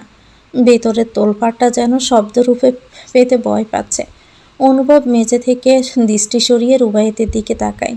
শূন্য চোখে বলে, আমি কি করে এখান থেকে যাই রুবায়েত? আমার জন্যই তো আহান আজ এই অবস্থায়। নিজেকে আজ খুব অপরাধী লাগছে আমার কাছে। রুবায়েত শান্ত গলায় বলে, চিন্তা করিস না, সব ঠিক হয়ে যাবে। তুই এখন বাসায় যা। আয়াতের কথাটা একটাবার ভাব। এই মুহূর্তে ওর তোকে খুব প্রয়োজন। এদিকে তো আমি আছি। অনুভব সায় দিয়ে মাথা নাড়ায়। হাত ঘড়ির দিকে তাকিয়ে দেখে একটা পেরিয়ে গেছে। ধীরে ধীরে উঠে দাঁড়ায়, রুবায়েতকে বিদায় জানিয়ে রওনা দেয় শেখ ম্যানশনের উদ্দেশ্যে। বাসায় ফিরে দেখে মেন দরজাটা খোলা। অনুভব নিঃশব্দে ভিতরে প্রবেশ করে। ড্রয়িং রুমে অহমিকা শেখ বসে আছেন। তাকে দেখে এগিয়ে বলেন, ঠিক আছিস বাবা? তোর হাতে ব্যান্ডেজ কেন? অনুভব ছোট করে জবাব দেয়, ঈশা বাবা কোথায়? অহমিকা বলেন, তোর বাবার একটু খারাপ লাগছিল, এখন অবশ্য ঘুমিয়ে পড়েছে। ঈশাও ঘুমিয়ে পড়েছে, কিন্তু আয়াত সে যে কান্না শুরু করেছে এখনও থামেনি। তুই একবার দেখ না বাবা। অনুভব মাথা নাড়িয়ে গায়ের পোশাক খুলে উপরের দিকে ওঠে। ঘরের কাছে আসতে আয়াতের কান্নার শব্দ কানে আসে। ভিতরে গিয়ে দেখে আয়াত ফুফিয়ে ফুফিয়ে কাঁদছে। তার পরনের শাড়িটা এলোমেলো হয়ে আছে, এখনও পাল্টায়নি। নিজের হাতের পোশাকটা পাশে রেখে অনুভব ধীরে ধীরে এগিয়ে যায় আয়াতের দিকে। আয়াতের পিঠে হাত রেখে বলে, লাভ বাট। আয়াত মাথা তুলে পিছনে তাকায়। অনুভব করণ চোখে তাকিয়ে আছে। অনুভবকে দেখে এক সেকেন্ড দেরি করলো না, অনুভবের বুকে ঝাঁপিয়ে পড়ে। অনুভবও শক্ত করে আয়াতকে জড়িয়ে নেয়। গরম ঘাম ও ধুলোবালি ভরে গিয়েছে। আগে এসব ছাড়তে হবে, তাহলে ভালো লাগবে। সেই জন্য আয়াতকে নিয়ে ওয়াশরুমে চলে যায়। আয়াত তখনও কেঁদে পাগল প্রায়। অনুভব শাওয়ার অন করে দেয়। দুজনের গায়ে বৃষ্টির মতো পানি পড়ে ভিজিয়ে দিচ্ছে। হাতে পানি পড়ায় অনুভবের বাহু জ্বালাপোড়া করতে থাকে। হাতের ব্যান্ডেজ ভিজে একাকার হয়ে যায়। তবে অনুভব সেদিকে আপাতত পাত্তা দিল না। অনুভব নিজের গায়ের পোশাক খুলে আয়াতকে ধরতে যায়। আয়াত দু কদম পিছিয়ে যায়। অনুভব শান্ত চোখে তাকায়, তারপর এলোমেলো শাড়িটা খুলে রেখে দেয়। আয়াতকে ভালোভাবে পরিষ্কার করে দেয়, নিজেও ফ্রেশ হয়ে নেয়। তারপর টাওয়াল পিছিয়ে বাহিরে আসে। আয়াতের জন্য একটা স্কার্ট আর সাদা শার্ট নিয়ে এসে আয়াতের হাতে দেয়। রুমে এসে চেঞ্জ করে আয়াতকে আনতে চায়। আয়াতের হয়ে এলে সে কোলে নিয়ে বিছানায় বসিয়ে দেয়। অনুভব আয়াতকে বলে, লাবার্ড। আয়াতের চোখ জলে ভরে আসে, আবারও ফুপিয়ে ওঠে। অনুভব তা দেখে চোখের পানি মুছে দিয়ে বলল, কাঁদছিস কেন? আপনার হাতে রক্ত। আমি ঠিক আছি, তুই কাঁদছিস কেন এখনো? আয়াত কান্নারত কণ্ঠে বলল, আমার যে আর কেউ রইল না, আমায় কেউ ভালোবাসে না। মা মা আমাকে ফেলে গিয়েছে, আর বাবা তো। বলতে বলতেই কান্নায় ভেঙে পড়ে। আবারও বলে, আমি কি নিয়ে বাঁচব? আমার বাবা এমন তো ছিল না, আমায় না খুব ভালোবাসতো। তাহলে আমি বাঁচব না। অনুভব নরম কণ্ঠে বলল, বলছি না কাঁদবি না, কাঁদছিস কেন? মরেছি আমি? সেসব মানুষের জন্য মোটেও কাঁদবি না তুই। আর বাঁচবি না কেন তুই? আমি আছি না? মণিমার অস্তিত্ব যেদিন এই বাড়ি থেকে মুছে গিয়েছে, সেদিন থেকে তোর জীবনে আমি ব্যতীত সকলের নাম মুছে দিয়েছি। তুই শুধু আমার মালিকানাই। আমি ব্যতীত তোর চোখে অন্য কারো জন্য যেন পানি জড়তে না দেখি। ক্লান্ত শরীরে অনুভবে টান টান হয়ে শুয়ে পড়ে। শরীর আর সায় দিচ্ছে না। হাতের বাহুর ক্ষতস্থানে ব্যথা বাড়ছে যেন। সারাদিনের ক্লান্তি ভর করছে। আয়াতকে হেঁচকা টান দিয়ে নিজের কাছে নিয়ে আসে। আয়াতের কপালে চুমু দিয়ে বলে, কাঁদবি না একদম। আমি আসি তো। অনেক রাত হয়েছে, এখন ঘুমিয়ে পড়। চিন্তা করিস না, তোর জন্য আমি একা একটা অনুভবই যথেষ্ট। আয়াত অনুভবের বুকে মাথা রাখে। অনুভব আয়াতকে বিলি কেটে দেয়। এভাবেই এক পর্যায়ে তারা ঘুমিয়ে পড়ে। পরদিন সকালবেলা আয়াত, অনুভব আর রুবায়েত হসপিটালে আসে আহানকে দেখতে। রুবায়েত সারা রাত হসপিটালেই ছিল। ভোরবেলায় একবার বাসায় গিয়েছিল কিছুক্ষণের জন্য। সকাল 10টা নাগাদ আবার সবাই ফিরে আসে। ফারহা তখনও চুপচাপ আহানের পাশে বসে আছে। রাতভর অনিমা অনেক চেষ্টা করেছে তাকে কিছু খাওয়ানোর, কিন্তু কিছুতেই পারেনি। ফারহার একটাই কথা, আহানকে ঠিক করে দাও। আয়াত হসপিটালে ঢুকে সরাসরি ফারহার কাছে ছুটে যায়। আয়াতকে দেখে ফারহার চোখ ভিজে ওঠে। আয়াতকে দেখে বলল, আয়াত দেখ না, আহান এখনও উঠছে না কেন? তুই একটু অনুভব ভাইয়াকে বল না, কিছু করুক না। তুই তো জানিস এই দুনিয়ায় ওই লোকটা ছাড়া আমার আর কেউ নেই। আমি তো কবেই শেষ হয়ে যেতাম, কিন্তু ও আমাকে নতুন করে বাঁচতে শিখিয়েছে। এখন যদি ও চলে যায় আমি কোথায় যাব বল? ফারহার কণ্ঠে কান্না জড়ানো, চোখ দুটো ফ্যাকাশে হয়ে আছে। আয়াত কিছু বলতে পারছে না, শুধু শক্ত করে ফারহার হাতটা ধরে। অনুভব আয়াতকে ডেকে পাঠায়। আয়াত উঠে গেলে অনুভব আয়াতের হাতে খাবারের প্যাকেটটা ধরিয়ে দিয়ে বলে, ফারহা রাত থেকে কিছু খায়নি, তুই ওকে একটু খাওয়ানোর চেষ্টা কর। এই অবস্থায় না খেয়ে থাকলে অসুস্থ হয়ে যাবে, বাবুরও ক্ষতি হবে। আয়াত প্যাকেট হাতে নিয়ে হ্যাঁ সূচক মাথা নাড়িয়ে ফারহার কাছে যায়। অনিমা পানি একে একে টেবিলে রেখে পাশে বসে। আয়াত খাবার বেড়ে ফারহার মুখের সামনে ধরে বলে, ফারু, রাত থেকে কিছু খাসনি কেন? আয়াত ফারহার চোখে চোখ রেখে গলা নরম করল, এভাবে না খেয়ে থাকলে তুই অসুস্থ হয়ে পড়বি। আর তো জানিস তোর সঙ্গে শুধু তুই না, আরেকটা ছোট প্রাণও জড়িত। বাবুর কথাটা একটু ভাবিসনি? ফারহা চুপ, চোখে জলের রেখা, ঠোঁট দুটো থরথর করে কাঁপছে।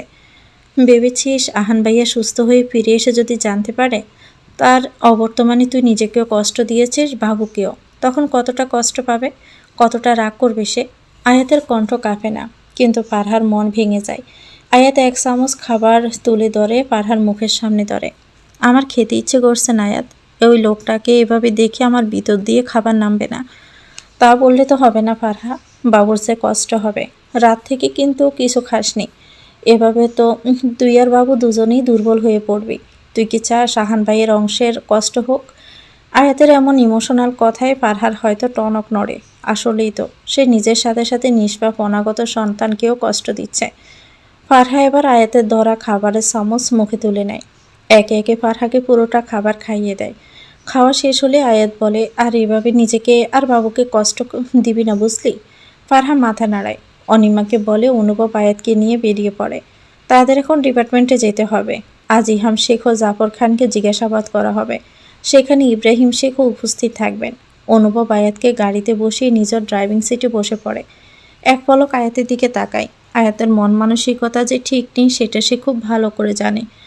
ভালো থাকবেই বা কী করে? নিজের বাবা যখন কোনো নরপিশাচ রূপে বের হয়, তখন কি কোনো সন্তান ভালো থাকতে পারে?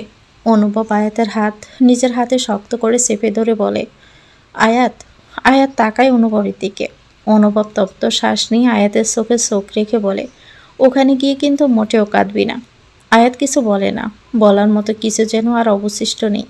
অনুভবের চোখের দিকে তাকিয়ে এক মুহূর্ত থেমে যায়। তারপর মুখ ঘুরিয়ে জানালার বাহিরে তাকিয়ে থাকে। অনুভব দীর্ঘ নিঃশ্বাস ফেলে গাড়ির ইঞ্জিন চালু করে। নীরবতা ভেঙে কোনো শব্দ ওঠে না, কেবল গাড়ির মৃদু গুঞ্জন। ২০ মিনিটের মধ্যেই তারা ডিপার্টমেন্টে পৌঁছে যায়। এরই মধ্যে অনুভব ইব্রাহিম শেখকে ফোনে খবর দিয়ে রেখেছিল। ইব্রাহিম শেখ এসে পৌঁছেছেন। তিনজনই একসঙ্গে ডিপার্টমেন্টের ভিতরে প্রবেশ করে। অনুভব নিজের বরাদ্দকৃত ছোট অফিস কক্ষে আয়াত আর ইব্রাহিম শেখকে বসিয়ে বাইরে চলে যায়। ইব্রাহিম শেখ মুগ্ধ বিস্ময় ভরা চোখে চারপাশটা দেখেন, কিন্তু চোখ গিয়ে থামে অনুভবে। এই ছেলেটাই কি তার? যেন এখনো বিশ্বাসই হচ্ছে না তার। তিনি তো বরাবরই মনে করতেন ছেলেটা দায়িত্ব জ্ঞানহীন, পরিবার পরিজনের প্রতি উদাসীন। বিয়ের রাতে কাউকে কিছু না বলে বিদেশে পাড়ি দিয়েছিল সে। সেই রাতের পর থেকে তারা একে অপরের থেকে যেন হাজার মাইল দূরে। দূরত্বের সীমা নেই, সংযোগের সেতু নেই। যদিও পরবর্তীতে সব কিছু কিছুটা স্বাভাবিক হয়েছিল, কিন্তু অনুভব আর আয়াতের খবর কেউ রাখেনি। ইব্রাহিম শেখও কোনো প্রশ্ন তোলেননি, কারণ তিনি জানতেন এই বিয়ে অনুভবের ইচ্ছেই হয়নি, জোর করেই হয়েছিল। দেশে ফিরে ছেলের উদাসীনতায় বিরক্ত হয়েছিলেন তিনি, কিন্তু আজকের অনুভব যেন সম্পূর্ণ ভিন্ন। এতটা দায়িত্বশীল, স্থির, দৃঢ়চেতা এর রূপটি দেখে এক অদ্ভুত প্রশান্তি অনুভব করেন ইব্রাহিম শেখ। বুকের ভিতর হালকা এক শান্তির ঢেউ খেলে যায়। তবু আয়াতের দিকে তাকালেই প্রীতি হৃদয় কেঁপে ওঠে। এই মেয়েটা অভিভাবক ভালোবাসা থাকলেও যার জীবনে মায়ের স্নেহ ছিল না, বাবার আশ্রয় ছিল না, বরং যে পেয়েছে এক বিশ্বাসঘাতক বাবার তীব্র অবহেলা। ইব্রাহিম শেখের চোখের সামনে যেন বেশি ওঠে এক নির্মম বাস্তবতা। এই সমাজে মানুষরূপী কিছু হিংস্র রক্তচোষা জানোয়ারও বাস করে, যারা নিজের সন্তানকে স্বার্থের সীমানায় বন্দি করে রাখে। বেশ কিছুক্ষণ পর অনুভব ফিরে আসে। গায়ে তার পেশাদার পোশাক জড়ানো। আয়াত ইব্রাহিম শেখকে নিয়ে সে তার কক্ষটি থেকে বের হয়ে আরেকটা কক্ষয় আসে। কক্ষটির মাঝখানে টেবিল আর চেয়ার রয়েছে। ইহাম শেখ ও জাফর খানকে বেঁধে রাখা হয়েছে। ইহাম শেখের পায়ে ব্যান্ডেজ দিয়ে মোড়ানো, কপালে ওয়ান টাইম ব্যান্ডেজ দেওয়া, মাথার উপর রয়েছে লাল বাতি। এনামুল হক তাদের সামনে বসে। আয়াত ইব্রাহিম শেখকে বসানো হয়। এই অবস্থায় বাবাকে দেখে আয়াতের ভিতরটা মোচড় দিয়ে ওঠে। চোখের পানি চিকচিক করে ওঠে, বুকের ভিতরটা কেঁপে ওঠে, গলা ফাঁকিয়ে কান্নারা বেরিয়ে আসতে চায়। আয়াতের অশ্রু ভরা চোখ অনুভবের চোখ এড়ায়নি। ইহাম শেখ মেয়ের দিকে তাকায়। মেয়ের মনের অবস্থা ঠিক কীরকম হয়তো তার পিশাচ মনে বোধগম্য হচ্ছে না। এক মুহূর্তে মাথা নত করে দেয়। আয়াতের দুনিয়া জুড়ে তার বাবা ছিল। সেই বাবা আজ এই অবস্থায় মোস্ট ওয়ান্টেড ক্রিমিনাল রূপে। অপমান আর লজ্জায় মাথা উঁচু করে রাখতে পারেনি। শেখ ম্যানশনের সকলে একটা বিষয় অবগত, অনুভব ও ইহামের মধ্যকার সম্পর্ক কোনো কালেই ভালো ছিল না। এর সঠিক কারণ কেউ জানতও না। কোনো কারণে তাদের সম্পর্ক ছিল দা কুমড়োর মতো। অনুভব টেবিলে রাখা ফাইলগুলো হাতে নেয়। তারপর ইহাম শেখকে জিজ্ঞেস করে, ডেভিড ম্যাক ওরফে Iham Sheikh, Sheikh group of industries, Ibrahim শেখের ছোট ভাই। অনুভবের কথা শুনে ইহাম যেন ক্ষিপ্ত হয়ে যায়। আগুন চোখে তাকিয়ে বলে, আমি শুধু ডেভিড ম্যাক, এটাই আমার পরিচয়। আমার পরিচয় এত ঠুনকো নয় যে অন্য কারো থেকে নিজের পরিচয় দিতে হবে। অনুভব নিঃশব্দে হাসে। ঠোঁটে তার বাঁকা হাসি খেলে যায়। অনুভব নিজের গম্ভীর্যতা বজায় রেখে আবারও বলে, এই পথে আসার কারণ কি? কালো জগতের সাম্রাজ্য যখন পুরোপুরি আমার দখলে, তখন সেখানে অন্য কারো জায়গা কই? এই পথ ১-২ দিনে গড়া নয়। প্রতিটি পদক্ষেপে রয়েছে রক্ত, ঘাম আর অপমানের ছায়া। আমি এসেছি কারণ একটা নাম আমাকে সবসময় ছায়ার আড়ালে ঠেলে দিয়েছে। ইব্রাহিম শেখ একটা নাম, যা পুরো শহরের প্রতিটি কোণায় উচ্চারিত হতো। লোকেরা তাকে এক নামে চিনত, শ্রদ্ধা করতে ভয় পেত। আর আমি ছিলাম শুধু ইব্রাহিম শেখের ছোট ভাই। আমার নিজের কোনো পরিচয় ছিল না। পিছনে পড়ে থাকা ছায়া হয়ে বেঁচেছিলাম আমি। কিন্তু ছায়া তো চিরকাল ছায়া থাকে না, একদিন সেও আলো হয়ে জ্বলে ওঠে। তাই তো আমি গড়েছি নিজের পরিচয়, নিজের সাম্রাজ্য। আজ সে শহর কাঁপে আমার নাম শুনে, ডেভিড ম্যাক। কালো গভীর নিশুতিতে যখন আমার পায়ের শব্দ পড়ে, মানুষ নিঃশ্বাস বন্ধ করে লুকিয়ে পড়ে অন্ধকারের কোণে। আজ ইহাম শেখ আর কোনো খোলসে বন্দী নয়, সে নিজেকে খুঁজে পেয়েছে। ভয়ভীতির সকল বাঁধন ছিন্ন করে দাঁড়িয়ে আছে রাজসিক দীপ্ততায়। আমি এখন আর কারো পরিচয়ের ছায়া নই, আমি নিজেই এক নাম, একটা ইতিহাস, এক ভয়ঙ্কর প্রতিচ্ছবি, কালো জগতের একমাত্র সম্রাট। আয়াত ইব্রাহিম শেখ অবাক হয়ে শ্রবণ করে ইহাম শেখের কথায়। ইহাম শেখ আবারও বলেন, আমার যত্নে গড়া রাজ্যের জন্য দুলোর সাথে মিশিয়ে উড়িয়েছি সকল পরিচয়। আমি শুধু একটাই, তাই তো সবার প্রথমেই গাজীপুরের অফিস জাফর খানের সহায়তায় বন্ধ করেছি। ইহাম শেখের কথায় আয়াতের বাবার প্রতি জমে থাকা সকল বিশ্বাস যেন একে একে স্বপ্নের মতো হাওয়ায় মিলিয়ে যেতে লাগলো। হয়তো সে বিশ্বাস অনেক আগেই চাপা পড়েছিল মিথ্যে আর ছলনার বারে। আয়াত শুধু টের পায়নি, আজ যেন সে চাপা যন্ত্রণাগুলো এক নিঃশ্বাসে বেরিয়ে আসছে প্রাণ মুক্তির মতো। চোখের কোনা বেয়ে গড়িয়ে পড়ে দুফোঁটা জল। তবে কেউ তা দেখার আগেই সবার আড়ালে আয়াত নিঃশব্দে চোখ মুছে নেয়। বাবার সামনে সে আর কখনো নিজেকে দুর্বল করে তুলবে না, কারণ ভালোবাসা আর ভরসা যে জায়গায় মিথ্যে আর প্রতারণা বাসা বাঁধে, সেখানে চোখের পানি হয়ে পড়ে মূল্যহীন। ইহাম শেখের কথাগুলো যেন বিষ হয়ে ছড়িয়ে পড়ে ইব্রাহিম শেখের হৃদয়ে। ব্যথাতুচ্ছকে তাকিয়ে থাকেন ভাইয়ের দিকে। ছোটবেলা থেকে যাকে স্নেহে ভালোবাসায় আদরে বড় করে তুলেছেন, নিজ হাতে খাইয়েছেন, পড়িয়েছেন, মানুষ করেছেন, উচ্চতর শিক্ষার জন্য বিদেশ পাঠিয়েছিলেন, যেন তার ভবিষ্যৎ উজ্জ্বল হয়, যেন সে হয়ে ওঠে পরিবারের গর্ব। কিন্তু আজ সে ইহাম ইব্রাহিম শেখের গলায় যেন কিছু আটকে যায়, কথাগুলো বেরোতেই চায় না। কষ্টে, অপমানে, বিষণ্ণতায় ভেঙে পড়েন তিনি। একগাল দীর্ঘশ্বাস ফেলে বলতে পারেন কেবল, কেন করলি এমন ইহাম? তুই তো আমার একমাত্র ভাই ছিলি। কিসের অভাব ছিল আমাদের? কিছু তো বাকি রাখিনি তোর জন্য। তাহলে কেন এমন পথে এলি? কেন এমন প্রতারণা করলি? তার কণ্ঠে ভার হয়ে আসে। আয়াতের কথা একটা বারও ভাবলি না?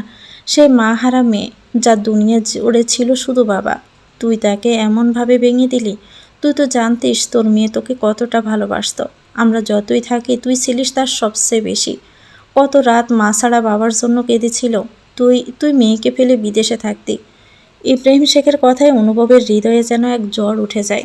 কেউ না জানুক, কেউ না বোঝুক, তবুও তার অন্তরের সেই গভীর ক্ষত আজও প্রতিনিয়ত কাটার মতো বেঁধে দেয়। পুরনো স্মৃতিগুলো যখন মনে পড়ে, বুকের উপর যেন পাথরের মতো ভার নেমে আসে, সব কিছু এলোমেলো করে দেয়, হৃদয়টাকে ছারখার করে তোলে। সেই চোখ বন্ধ করে আর চোখের পর্দায় বেশি ওঠে সেই বলতে না পারা মুহূর্তগুলো। মাহারা ছোট্ট আয়াত যখন কাঁদত মায়ের জন্য, বাবাকে খুঁজত, কিন্তু সেই বাবা সেই রক্তের সম্পর্ক নির্দয়ভাবে একরাশ বেইমানি করে নিঃসঙ্গতা রেখে পরদিনে পাড়ি জমিয়েছিল বিদেশের মাটিতে। পিছনে ফেলে গিয়েছিল সব দায়িত্ব, ভালোবাসা আর এক অসহায় শিশুকে। ইহাম শেখ মাথা তুলে ইব্রাহিম শেখের দিকে তাকিয়ে বলে ওঠে, সব থেকেও আমি তোমার থেকে পিছিয়ে ছিলাম ভাইজান। তোমার নাম দাম খ্যাত ছিল, কিন্তু আমার আমার কি ছিল? কিছুই না। তবে আজ সব আমার আছে, নাম আছে, খ্যাতি আছে। তবে আমার মেয়েকে আমি বাবা হিসাবে ভালোবাসি। এমনকি মেয়ের নিরাপত্তার জন্য আমি অনুভবের সাথে বিয়েও দিয়েছি। বাবার মুখে ভালোবাসি কথা শুনে আয়াত তাচ্ছিল্য হাসে। অনুভব এবার জাফর খানের দিকে তাকিয়ে বলে, শিরিন মেয়েটাকে মারলেন কেন? তার কি দোষ ছিল? জাফর খান কাঁপে অনুভবের কণ্ঠ শুনে। অনুভবকে চিনলেও তার এই জগৎ সম্পর্কে ধারণা ছিল না। হাওয়ায় ভেসে ওঠে একটা নাম, শুনতো আদমান কায়েস। কিন্তু এই যে সে আদমান কায়েস, সেটা গুণাক্ষরেও টের পায়নি যেন। ইহাম শেখ একবার তাকে বলেছিল, আদমানকে কেউ না জানলেও সে জানে। তাহলে সে ইঙ্গিত দিয়েছিল। জাফর খান সেই বিষয়টা নিয়ে মাথা ঘামায়নি। জাফর খান থেকে কোনো জবাব না পেয়ে রাশভারী কণ্ঠে বলে, কি হলো বলুন? যা প্রশ্ন করা হয়েছে ঠিকঠাক জবাব দিন। মেয়েটার কাছে আমাদের কারো কিছু ভিডিও ক্লিপ ছিল, আমি রফিককে বলেছিলাম। গীর্ণ কণ্ঠে বলে, তাই বলে মেয়েটাকে একেবারে রেস্টুরেন্টের সামনে তাসবির কেন ছেলেটাকে মেরেছিল? ও তো একটা বেঈমান প্রতারক ছিল। আমাদের দলে কাজ করে আমাদের পিছন থেকে চুরি বসাতে চাই। আমাদের দলে কাজ করে আমাদের বিরুদ্ধে সকল স্টেটমেন্ট দিতে চাই। তাই তো সেই বিষ কাটাকে উফরে ফেলেছে। সেদিনে সেই রেস্টুরেন্টের বাহিরে হট্টগোল এখনও কারো স্মৃতি থেকে মুছে যায়নি।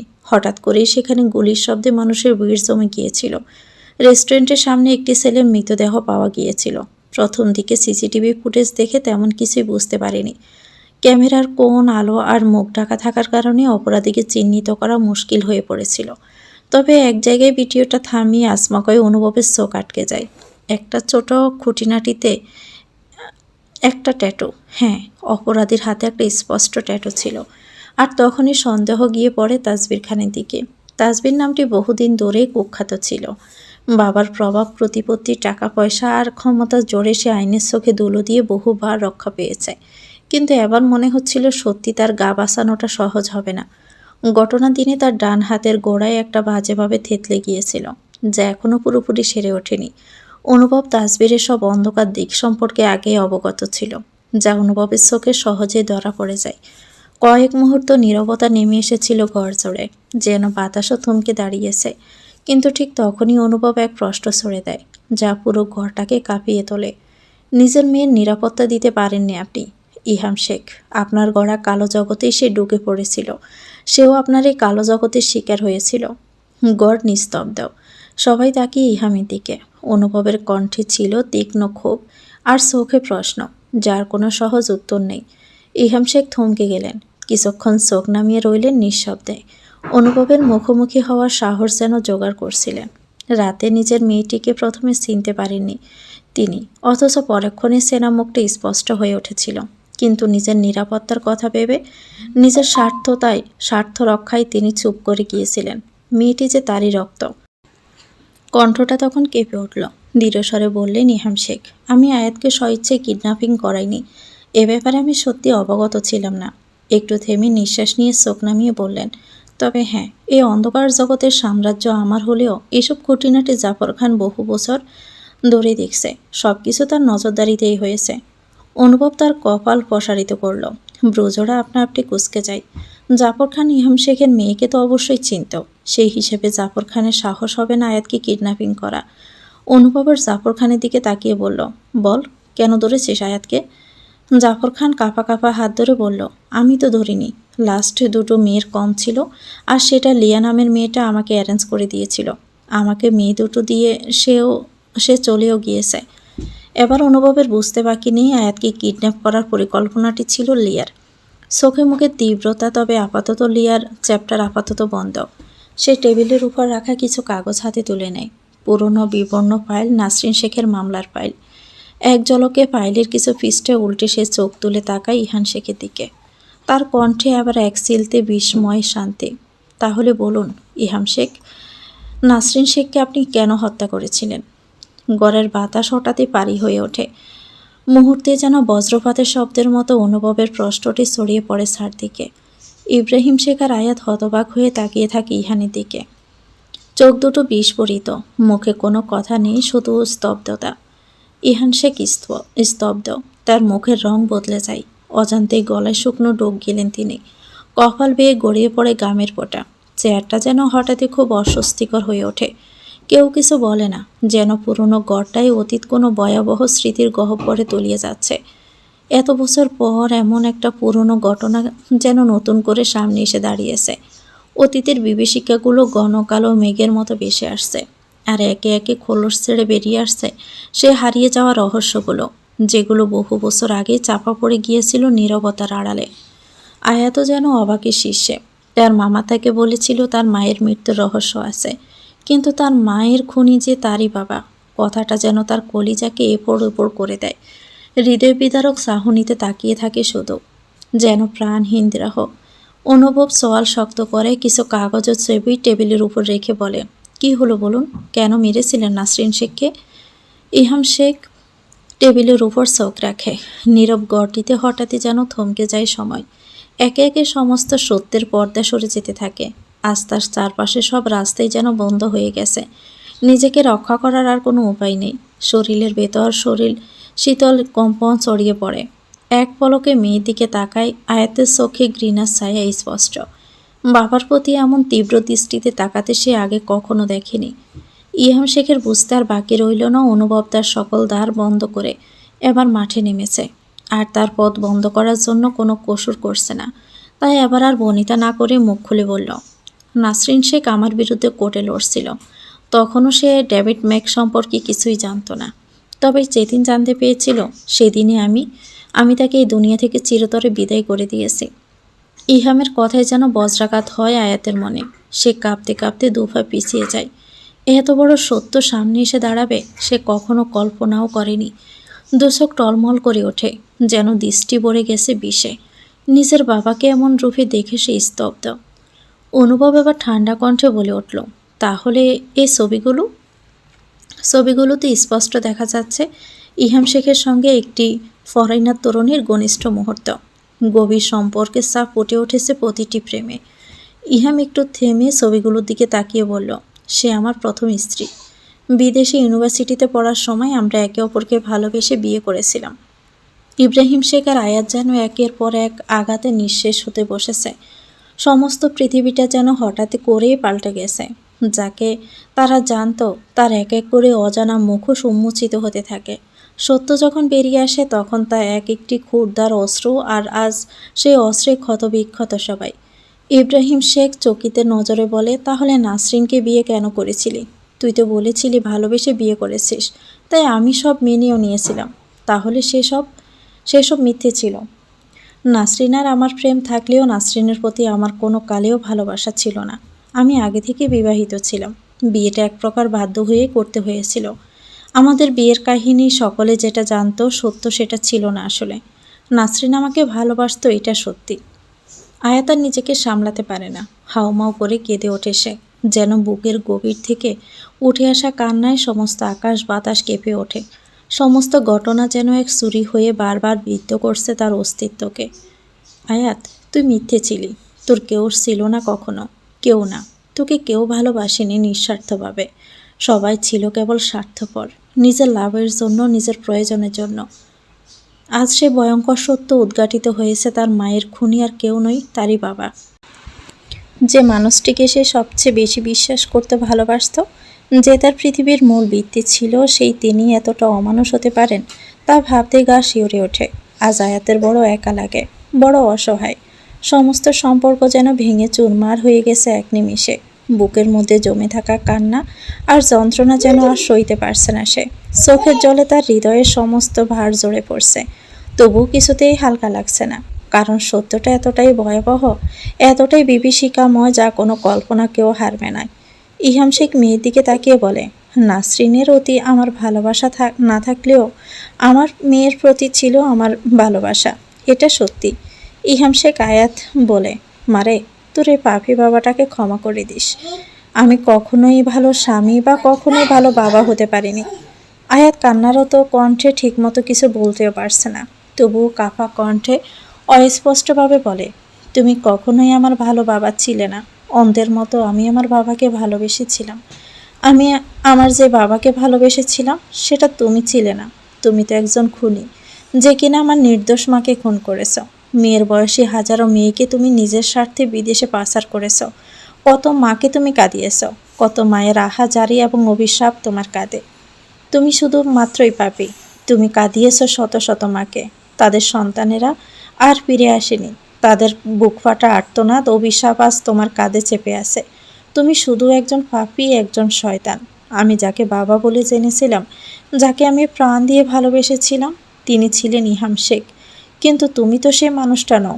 তুমি ছদ্মবেশী এক পশু, ডেভিড ম্যাক। একজন আতঙ্ক, যার পদচারণায় মানুষ কাঁপে, যার ভয়ে কেউ নিশি রাতেও নিঃশ্বাস নিতে সাহস পায় না। তোমার অস্তিত্বই এই পৃথিবীর জন্য অভিশাপ। নিজের মেয়ের মুখে এমন কথা শুনে ইহাম শেখ যেন মুহূর্তেই আগুনের জ্বলনির মতো জ্বলে উঠলেন। এক ঝটকায় যেন কেঁপে উঠল তার অস্তিত্ব। ভিতরটা তোলপাড় করে দিল অনুশোচনার ঢেউ। আজ এতদিন পর যেন জীবনের ভুলগুলোর হিসেবের খাতা নিজে থেকেই খুলে বসেছে। প্রতিটি ভুল, প্রতিটি অন্যায় আজ একসঙ্গে চিৎকার করে বলছে, ক্ষমতার জোরে সত্য কখনোই চাপা থাকে না। সত্য জয় একদিন হবেই হবে। একসময় নিজামুদ্দিনকে ইহাম শেখ বলেছিলেন, যে চলে যায় সে কি আর ফিরে আসে? সে কথাটাই আজ যেন নির্মম সত্য হয়ে ফিরে এসেছে তার জীবনে। আজ সকল রহস্যর পর্দা সরিয়ে যেন নতুন করে ফিরে এসেছে। নাসরিন শেখের মৃত্যু আজ আর নিছক একটি ঘটনা নয়, বরং এক বিস্ফোরণ, যা উন্মোচন করে দিয়েছে অতীতের সব গোপন তথ্য। আজ ইহাম শেখ যেন অনুতপ্ত তার এক অসহ্য আগুনে পুড়ে ছারখার হচ্ছেন। নিজের মেয়ের মুখে উচ্চারিত ওই কথাগুলো যেন জীবনের সব পাপ, সব অন্যায়ের শাস্তির চেয়ে ভয়ঙ্কর।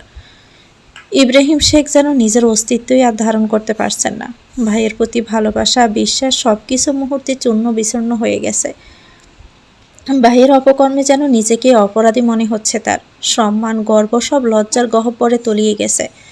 জিজ্ঞাসাবাদ শেষ হলে ইহামকে শিখে নিয়ে যাওয়া হয়, আর ইব্রাহিম শেখ নির্বাক দাঁড়িয়ে থাকেন, চোখে মুখে অনুতাপের ছায়া, যেন ভেঙে পড়েছেন ভিতর থেকেই। অনুভব ড্রাইভারকে ফোন করে। ড্রাইভার আসতেই সে বাবাকে গাড়িতে তুলে দেয় এবং বলে দেয় তাকে বাড়ি পৌঁছে দিতে। তারপর অনুভব আয়াতকে নিয়ে তার গাড়িতে উঠে বসে। অনুভব আয়াতের দিকে তাকায়। তার চোখে ভয়ানক এক শূন্যতা। কোনো প্রশ্ন নেই, কোনো অভিযোগ নেই, শুধু অস্পষ্ট এক গভীর বেদনা, যে যেন একটা জীবন্ত মূর্তি, একটু ছোঁয়াতেই ভেঙে টুকরো টুকরো হয়ে যাবে। আয়াত চুপচাপ সামনের দিকে তাকিয়ে থাকে। চারপাশে কি হচ্ছে কিছুই যেন টের পায় না। অনুভব মৃদু স্নেহে তার মাথায় হাত রাখে। সেই স্পর্শে আয়াত একটু নড়ে ওঠে। সে নিঃশব্দে অনুভবের চোখের দিকে তাকায়। মুহূর্তের মধ্যেই তার চোখে জলের ঢল নামে। তারপরও কোনো কিছু না ভেবে বুক ফাটিয়ে কাঁদতে শুরু করে। এই কান্না কোনো সাধারণ কান্না নয়, এক মা হারানো নিঃস্ব মেয়ের হৃদয় বিদারক আহাজারি, যার হৃদয়টা এতদিন ধরে বিশ্বাসে ভরপুর ছিল, আর আজ তার নির্মম বিশ্বাসঘাতকতায় ক্ষত বিক্ষত। আয়াত হঠাৎই অনুভবের বুকের উপর একটা ঘুষি মারে, যেন নিজের ক্ষোভ, দুঃখ সবকিছু এক মুহূর্তে উকড়ে দেয় সে। আমার কখনো কেউ ছিল না অনুভব ভাই, কাঁপা গলায় চিৎকার করে বলে সে। কেউ কোনোদিন আমাকে ভালোবাসেনি, সব মিথ্যে ছিল, এমন এক মিথ্যে যা আজ আমাকে নিঃশেষ করে দিল। আয়াতের এই আর্তনাদ যেন বাতাস কাঁপিয়ে তোলে, আর অনুভব স্থির চোখে তাকিয়ে থাকে তার দিকে। কোনো সান্ত্বনাই যেন যথেষ্ট নয় এই মুহূর্তে। অনুভব আয়াতের দুগাল ধরে মাথা উঁচু করে নেয়। আয়াতের গাল বেয়ে জল গড়িয়ে পড়ে। অনুভব হাতের বুড়ো আঙ্গুল দিয়ে চোখের কোণা মুছতে মুছতে বলে, একদম না, বলছি তো, কাঁদবি না একদম। পরিস্থিতি যেমনই হোক না কেন ভেঙে পড়বি না। আমি তোর সাথে ছায়ার মতো আছি, চিলাম আর মরার আগ পর্যন্ত থাকবো। তারপর অনুভব আয়াতের হাত নিজের হাতে নিয়ে শক্ত করে ধরে বলে, এই যে তোর হাত আমি ধরেছি আজ, আর কখনোই ছাড়ছি না। আমৃত্যু পর্যন্ত তুই আমার, পিঙ্কি প্রমিস। উত্তপ্ত দুপুর পেরিয়ে বিকেলের দোরগোড়ায় সময়। হসপিটালের করিডোরে চলছে মানুষের নিরবধি আসা যাওয়া। কারো চোখে উদ্বেগ, কারো চোখে অপেক্ষার ক্লান্তি। দেওয়ালে ঝোলানো ঘড়ির কাঁটা টিকটিক শব্দে জানিয়ে দিচ্ছে সময় কারোর জন্য থেমে থাকে না। এই করিডোরেই অসংখ্য মানুষ দাঁড়িয়ে আছে প্রিয়জনের সুস্থতার আশায়। কেউ প্রার্থনায় মগ্ন, কেউ বা দুশ্চিন্তার ভারে নুয়ে পড়েছে। কারো অপেক্ষার অবসান ঘটে ভালো খবরে, আবার কেউ হারিয়ে ফেলে প্রিয়তমকে হতাশার এক অন্ধকার অতল গহ্বরে। এই করিডোরের এক কোণে এক পাকা ঘরে বসে আছে ফারহা, নিঃসঙ্গ, নিস্তব্ধ, নিঃশেষ। এই কয়েক ঘন্টার মধ্যে যেন তার চেহারা পাল্টে গেছে। চোখের গুমহীনতা, মুখে অবসাদ, চোখের কোঠরে গহীন ক্লান্তি জমে আছে। সে ধীরে ধীরে উঠে দাঁড়ায়, দেওয়ালে ঝুলানো ঘড়ির দিকে তাকায়। 18 ঘন্টা পেরিয়ে গেছে। 18টা দীর্ঘ, ক্লান্তিকর, যন্ত্রণাময় ঘন্টা। তবু আহানের অবস্থার কোনো উন্নতি নেই। কেবল মনিটরের পর্দায় উঠানামা করা গ্রাফ আর শ্বাস প্রশ্বাসের শব্দ প্রমাণ দিচ্ছে সে এখনও লড়ছে, এখনও বেঁচে আছে। ফারহার ভিতরে এক অন্যরকম শূন্যতা, একটা থেমে যাওয়া সময়ের মতো নীরব, ভারী অন্ধকার। তার হৃদয়ে এখন শুধু অভিযোগ নিজের ভাগ্যের বিরুদ্ধে, জীবনের বিরুদ্ধে। সে যেদিকেই পা বাড়ায় সেদিকেই যেন ধ্বংসস্তূপ। ভালোবাসা, আশ্রয়, সম্পর্ক সব কিছু এক এক করে ভেঙে গেছে, খণ্ড বিখণ্ড হয়ে ছড়িয়ে পড়েছে তার জীবনে। আর সে নিজেই আজ এক খণ্ড বিখণ্ড অস্তিত্ব, দাঁড়িয়ে আছে এক নির্মম বাস্তবতার মুখোমুখি। অনিমা বেগম কেবিনে এসে দাঁড়ালেন। ফারহার খোঁজে তিনি এসেছেন। একটু আগে বাহিরে ছিলেন কোনো দরকারি কাজ সারতে। ইকবাল হোসেনও জরুরি কাজে অফিসের বাহিরে গিয়েছেন। এই ফাঁকে অনিমা ও রুবাইদ মিলে ফারহার জন্য কিছু স্বাস্থ্যকর খাবার ও ঔষধ আনতে বেরিয়েছেন। কারণ গত 18 ঘন্টায় ফারহা ঠিক মতো খায়নি ও ঘুমায়নি। 6 মাস ধরে যে নিয়মে চলছিল তার জীবন, সে নিয়ম যেন এই অল্প সময়ে তছনছ হয়ে গেছে। রুবাইদ প্রয়োজনীয় জিনিসপত্র কিনে অনিমার হাতে তুলে দিয়ে জরুরি কাজে বাহিরে চলে যায়। অনিমা তখন হাতে কিছু ফল আর ওষুধ নিয়ে কেবিনের ভিতরে ঢোকেন। ঘরের ভিতরে এসে ফারহার দিকে তাকিয়ে কিছুক্ষণ নিশ্চুপ তাকিয়ে থাকেন। ফারহা চুপচাপ, নিঃশব্দ, যেন কোনো শোকের ছায়া গা ঘেঁষে বসে আছে। তার দৃষ্টিতে এক ধরনের শূন্যতা, অবক্ত, অস্পষ্ট অথচ যেন হাজার বছরের প্রিয় কিছু কাটিয়ে গেছে। অনিমা টেবিলে রাখা একটা আপেল আর একটা কমলা কেটে এনে ফারহার পাশে বসে বলেন, এখন এইভাবে বসে আছিস ফারহা, যা চোখে মুখে একটু পানি দিয়ে আয়। এ ফলটা খেয়ে নে মা, কষ্ট কি তোর শুধু একাই হচ্ছে? আমি তো তোর মা, আমারও তো কষ্ট হয়। এই মুহূর্তে আল্লাহ ছাড়া আর কেউ আমাদের এই বিপদ থেকে রক্ষা করতে পারবে না। ফারহার মুখে কোনো শব্দ নেই, চোখের দৃষ্টিতে ঝুলে আছে নিঃশেষে ক্লান্তি। ভিতরে জমে থাকা অসীম যন্ত্রণা যেন সেই শব্দে প্রকাশ করতে পারছে না। ফারহা মুখে ক্ষীণ হাসি, শাশুড়ি নামক মা আছে বলেই সে তখনও শক্ত আছে, না হলে কখন যে নেতিয়ে পড়ে যেত ঠিক নেই। অনিমা নিজের হাতে এক টুকরো কমলা ফারহার মুখের সামনে দেয়, তারপর বলে, ভরসা রাখ, সব কিছু ঠিক হয়ে যাবে, অযথা চিন্তা করিস না, এই সময়ে কোনো স্ট্রেস নেওয়া যাবে না। ফারহা শুধু মাথা নাড়ালো। রুবায়েত ফোন হাতে নিয়ে বারবার ঈশাকে কল করছে, কিন্তু কোনো সাড়া নেই। ঈশা ফোন ধরছে না, চোখে মুখে বিরক্তি আর চিন্তার ছাপ স্পষ্ট। ক্ষণে ক্ষণে সে ফোন স্ক্রিনে তাকায়, আবারও ডায়াল করে, প্রতিবারই একই ফল, নো আনসার। রাগে দুশ্চিন্তায় হতাশায় ছটফট করছে রুবায়েত। গত কয়েক ঘন্টা ধরে ঈশার সঙ্গে কোনো কথা হয়নি তার। এই নিঃসন্দেহে সে যেন আরও বেশি অস্থির হয়ে উঠেছে। আর সহ্য করতে না পেরে সে অনুভবকে ফোন করে। অনুভব তখনই বাসায় ফিরেছে আয়াতকে নিয়ে। গাড়ির ভিতরে কান্না করতে করতে ঘুমিয়ে পড়েছিল আয়াত। বিছানায় শুইয়ে দিয়ে নিজে একটু ফ্রেশ হয়েছে। হঠাৎই ফোন বাজে রুবায়েতের কল। মনে হয় হসপিটাল থেকে কোনো খবর এসেছে। ফোন তুলে অনুভব বলে ওঠে, আহানের কি খবর? ওভার্স থেকে রুবায়েতের কণ্ঠ ভেসে আসে গম্ভীর ধৈর্যহীন। ডক্টর এখনো কিছু বলেনি, আগের মতোই আছে, তবে এখন আমার মেজাজ একেবারে খারাপ হয়ে আছে। তোর আবার কি হয়েছে? বিরক্ত স্বরে জিজ্ঞেস করলো অনুভব। রুবায়েত গর্জে ওঠে, তোর টেরা বোনটারে যদি একবার হাতের কাছে আমি পাই, আই শিওর এমন মারব, মেরে যদি হসপিটালের বেডে না পাঠাইছি, আমার নামও রুবায়েত আহসান না। অনুভব রেগে গিয়ে বলে, তার আগে তোকে আমি হসপিটালের বেডে পাঠাবো। বেয়াদ্দপ, আমার বোনকে মারবি মানে? তোর মাথা ঠিক আছে? রুবায়েত এবার আর ধৈর্য রাখতে পারে না, গলা উঁচু করে বলে, তোর বোন আমার ফোন ধরতেছে না কেন? কয়বার ফোন দিলাম, আমি হসপিটালের বাহিরে দাঁড়িয়ে আছি, ও ঘরে বসে ফোন ধরতেছে না, আমার মাথা খারাপ হয়ে যাচ্ছে অনুভব। অনুভব এবার রুবায়েতের রাগের কারণ বুঝলো, শান্ত গলায় বলল, ঈশা হয়তো কিসেনে কিছু করছে, আমি বলেছিলাম খালাকে যেন বলে স্যুপ বানাতে, হয়তো ঈশাই বানাচ্ছে। রুবায়েত গড়গড় করে উঠল, তুই আমার হবু বউকে দিয়ে কাজ করাচ্ছিস অনুভব? অনুভব রুবায়েতের কথার প্রেক্ষিতে বলল, তোর হবু বউ হওয়ার আগে সে আমার একমাত্র বোন, আর আমার বোন যদি আমার বউয়ের জন্য চুপ তৈরি করে, সেখানে আমি বাই হিসাবে কি করে না বলি? রুবায়েত থেমে গেল, কিছুক্ষণ চুপ থেকে বলার মতো আর বাসা খুঁজে পেল না। তারপরে দাঁতে দাঁত চেপে বলল, তোর বোন কিচেনে থাকুক আর যেখানেই থাকুক, এক্ষুনি গিয়ে আমার ফোন তুলতে বলবি, না হলে তোদের দুই ভাই বোনকে আমি একদম হাওয়ায় উড়িয়ে দিব। বলে অনুভবকে আর কিছু বলতে না দিয়ে ঠাস করে রুবায়েত ফোনটা কেটে দেয়। স্বভাব রুবায়েতের এমন আচরণ দেখে কাল একেবারে হতবাক হয়ে যায়। সে যেন কিছুক্ষণের জন্য বোকার মতো দাঁড়িয়ে থাকে, ফোনটা নামিয়ে রেখে এক দৃষ্টিতে তাকিয়ে থাকে তার স্ক্রিনের দিকে। তারপর চুপচাপ চোখ ফেরায় আয়াতের দিকে। মেয়েটার অবস্থা দেখে যে কারোই বুক ভেঙে যাবে। বিস্মিত হওয়ার কিছু নেই, একটা মেয়ে যার সবচেয়ে আপন আশ্রয় হওয়ার কথা ছিল তার বাবা, সেই মানুষটাই যদি ভয়ঙ্কর এক নরপিশাচে পরিণত হয়, তাহলে সে মেয়ে কিভাবে ভালো থাকবে? আয়াত যেন ভেসে যাচ্ছে এক গভীর দুঃখের স্রোতে। তার পৃথিবীতে কেউ নেই, না মা না বাবা, অথচ ট্র্যাজেডিটা এখানেই শেষ কি? তার মায়ের খুনি যার কেউ নয়, স্বয়ং তার বাবা। অনুভব দীর্ঘশ্বাস ফেলে। নিয়তির এই নির্মম খেলা যেন বারবার তাকে অবাক করে দেয়। সত্য যতই পুরনো হোক, যতই আড়ালে থাকুক, একদিন না একদিন জয়ের মুকুট তার শোভা পায়। এসব ভাবনা মাঝে মাঝে ঈশা গরম স্যুপ হাতে নিয়ে রুমের সামনে এসে দাঁড়ায়। দরজায় হালকা নক করে ভিতরে প্রবেশ করে। অনুভব চুপচাপ ঈশার হাত থেকে স্যুপের বাটি নিয়ে টেবিলের উপর রাখে।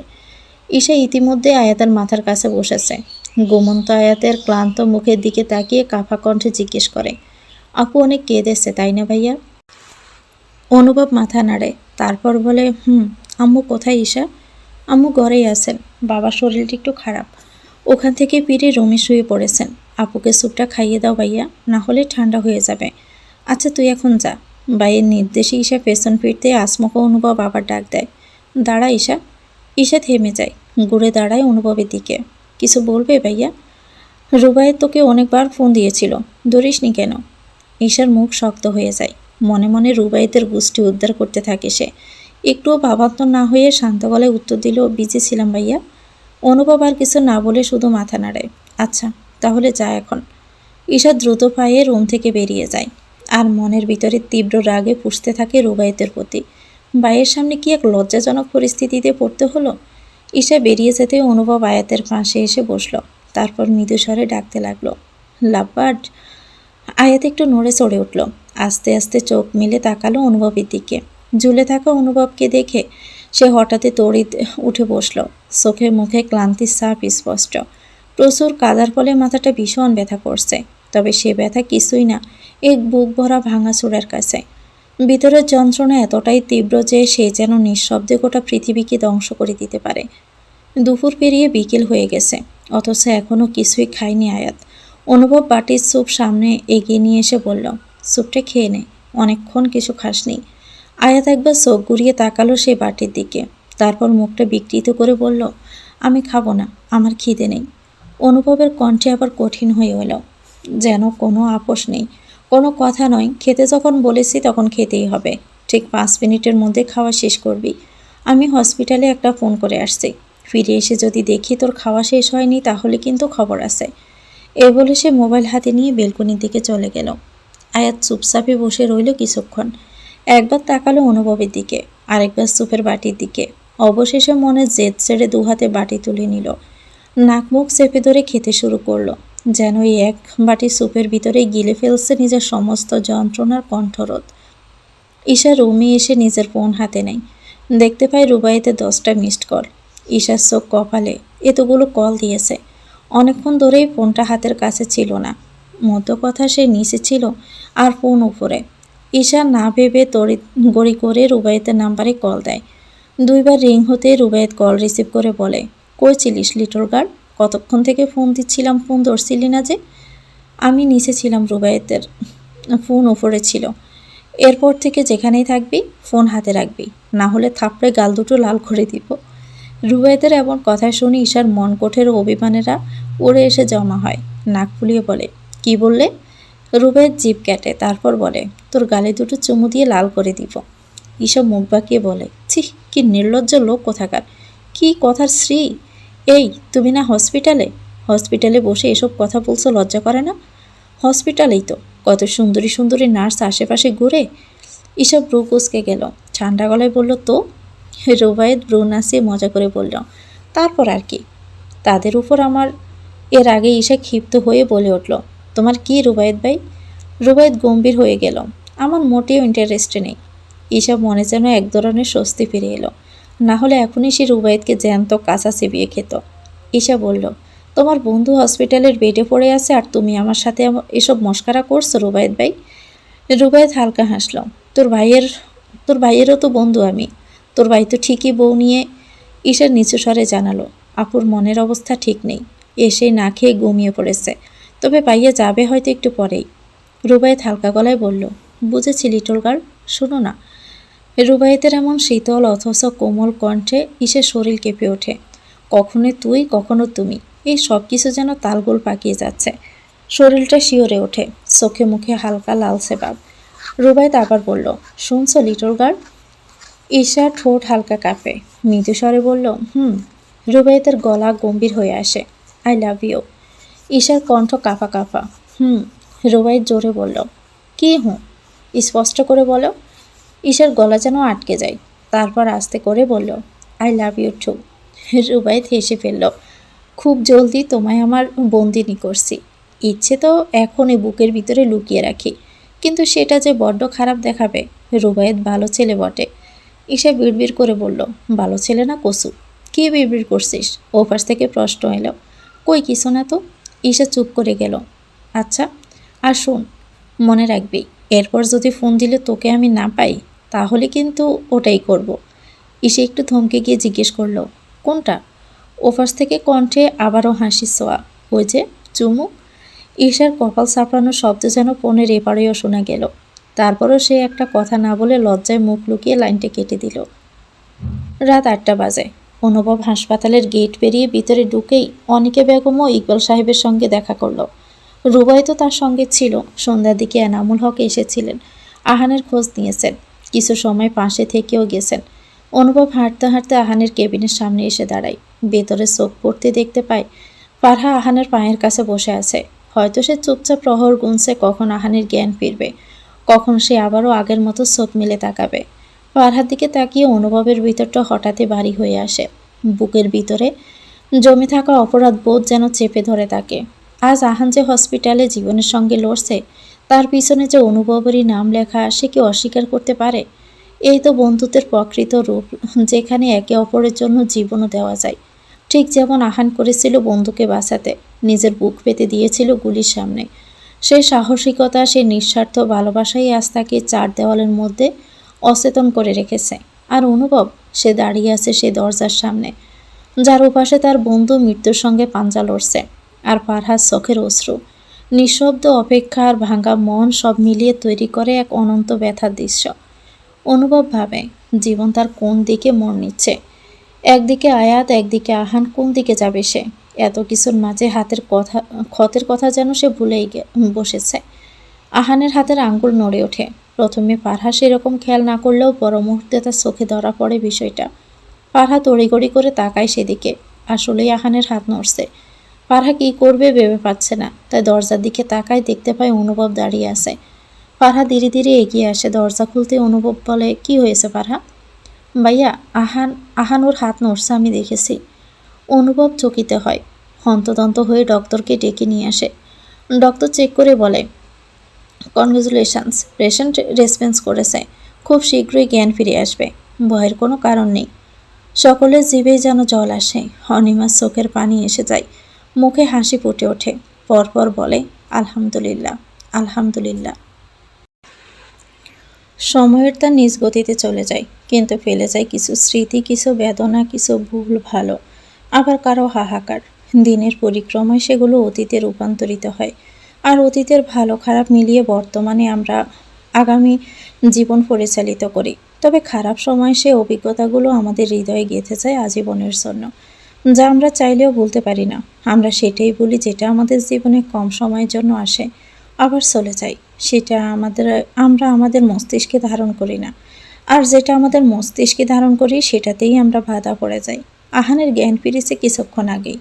সবার এত কান্না, এক মায়ের আর্তনাদ, এক স্ত্রীর বুকের ভিতরে কুঁকড়ে যাওয়া বেদনা, অনাগত সন্তানের জীবন, সব কিছু মিলিয়ে উপরওয়ালা কাউকে নিরাশ করেননি।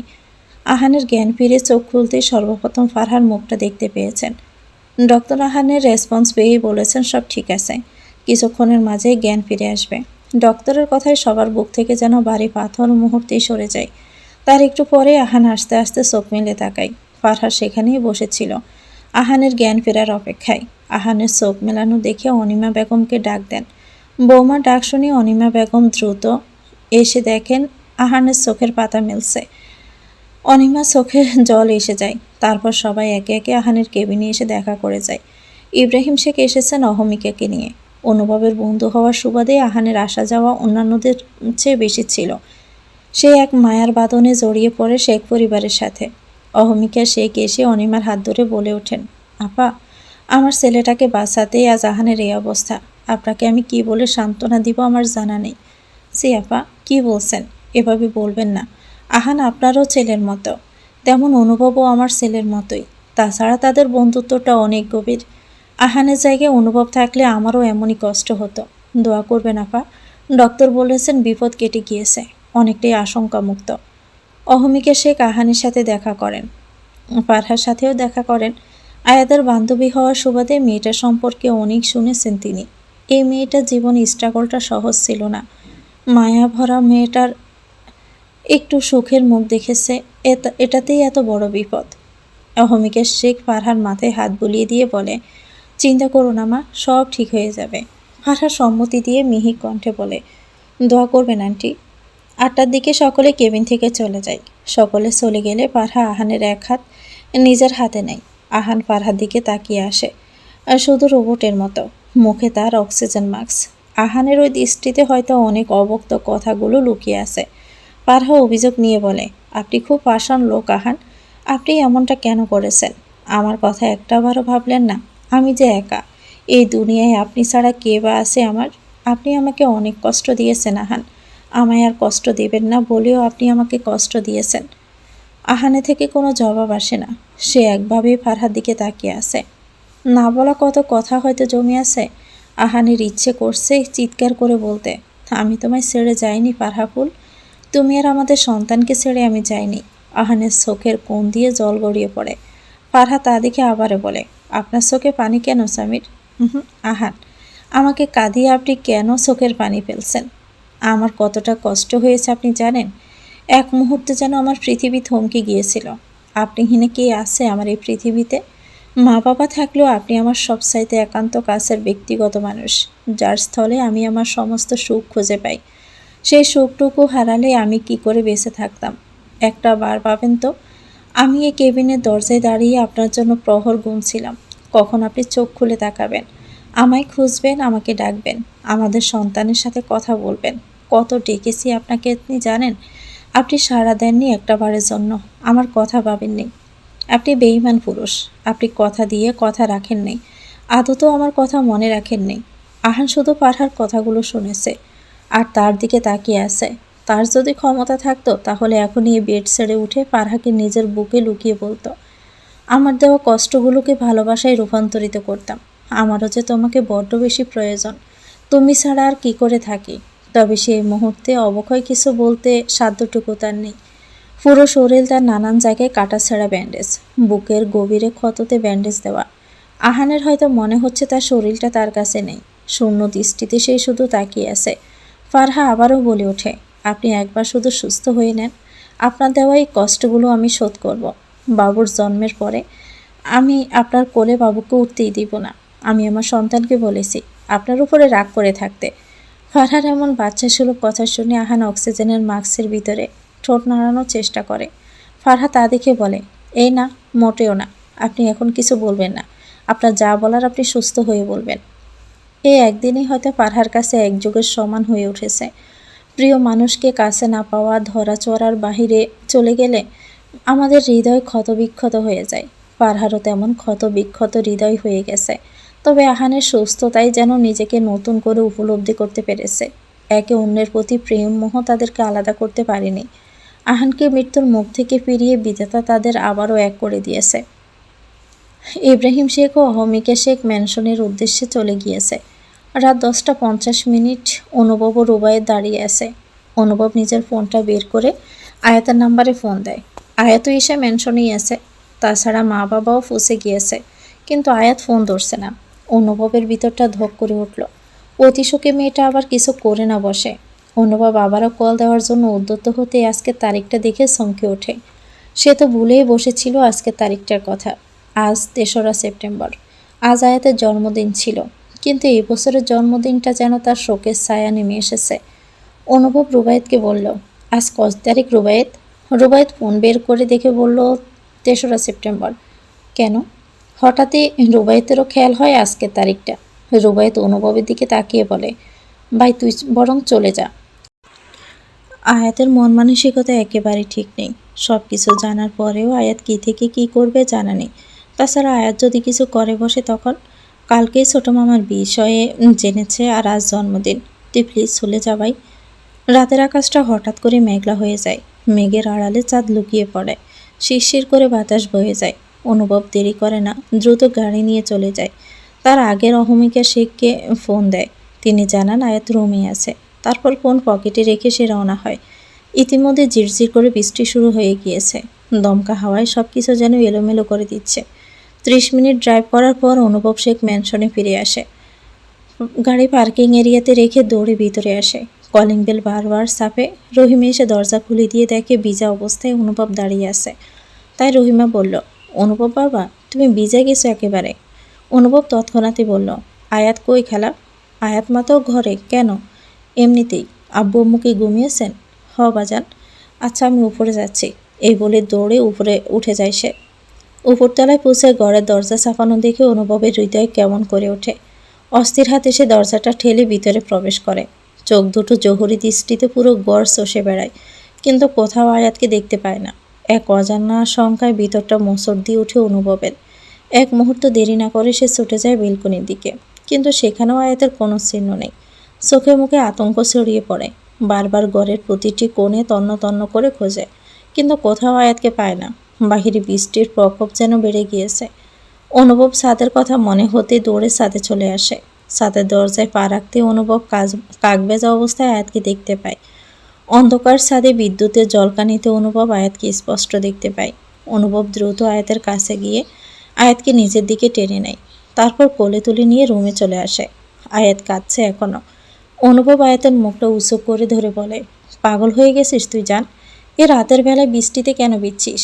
বাহিরে কেমন ঝড় বাতাস হচ্ছে, আর তুই কি নিয়ে ঝড়ের মাঝে বাহিরে দাঁড়িয়ে আছিস? আয়াত বলে ওঠে, আমার কেউ নেই, কেউ না। আমার মা নেই, আমাকে ছোটবেলায় একা করে গিয়েছে। আর বাবা তো ধোঁকা দিয়েছে। কে নিয়ে বাঁচবো আমি? কে আছে আমার? অনুভব আয়াতের চোখের পানি মুছে দিয়ে বলে, তাকা আমার দিকে। আয়াত মুখ তুলে অনুভবের চোখের দিকে তাকায়। অনুভবের দৃষ্টি স্থির অথচ শীতল। সে বাদামি চোখ দুটো কি যেন আছে, এক ধরনের অদৃশ্য টান, অজানা ব্যথা, না বলা অনেক কথা। আয়াত বেশিক্ষণ চোখে চোখ রাখতে পারে না, যেন কোনো তীব্র সত্য তার চোখে গেঁথে যায়। সে ধীরে ধীরে চোখ নামিয়ে নেয়। হঠাৎই অনুভব ঠান্ডা হাতটা বাড়িয়ে দেয়, আলতো করে আয়াতের গালে রাখে। আয়াত কেঁপে ওঠে, যেন সে এই স্পর্শের জন্য প্রস্তুত ছিল না। তার সারা শরীরে যেন একটা শীতল স্রোত বয়ে যায়। নেশাচ্ছন্ন কণ্ঠে অনুভব পিষপিষিয়ে বলে, যার তাকা, তাকা আমার দিকে। আয়াত বাধ্য শিশুর মতো আবারও চোখ তুলে তাকায়। সেই চোখে সে দেখে আবেগের গাঢ় ছায়া, তীব্র আকুতি, এক গভীর চাওয়া। সে চাহনিতে যেন সব কথা একসাথে বলে ফেলে অনুভব। কেন তুই বাঁচবি না লাভবার্ট? কণ্ঠে তীব্র এক বেদনা। তুই বাঁচবি আমার ভিতরে, আমার অস্তিত্বে। আমার জীবন যে তোকে ঘিরেই।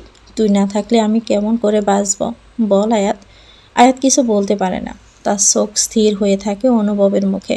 সে চোখের পলক ফেলতেই ভুলে যায়। অনুভব কিছু একটা গভীরভাবে ভেবে নেয়। আর ওয়েট করা যাবে না, না হলে বড় কিছু ঘটে যেতে পারে।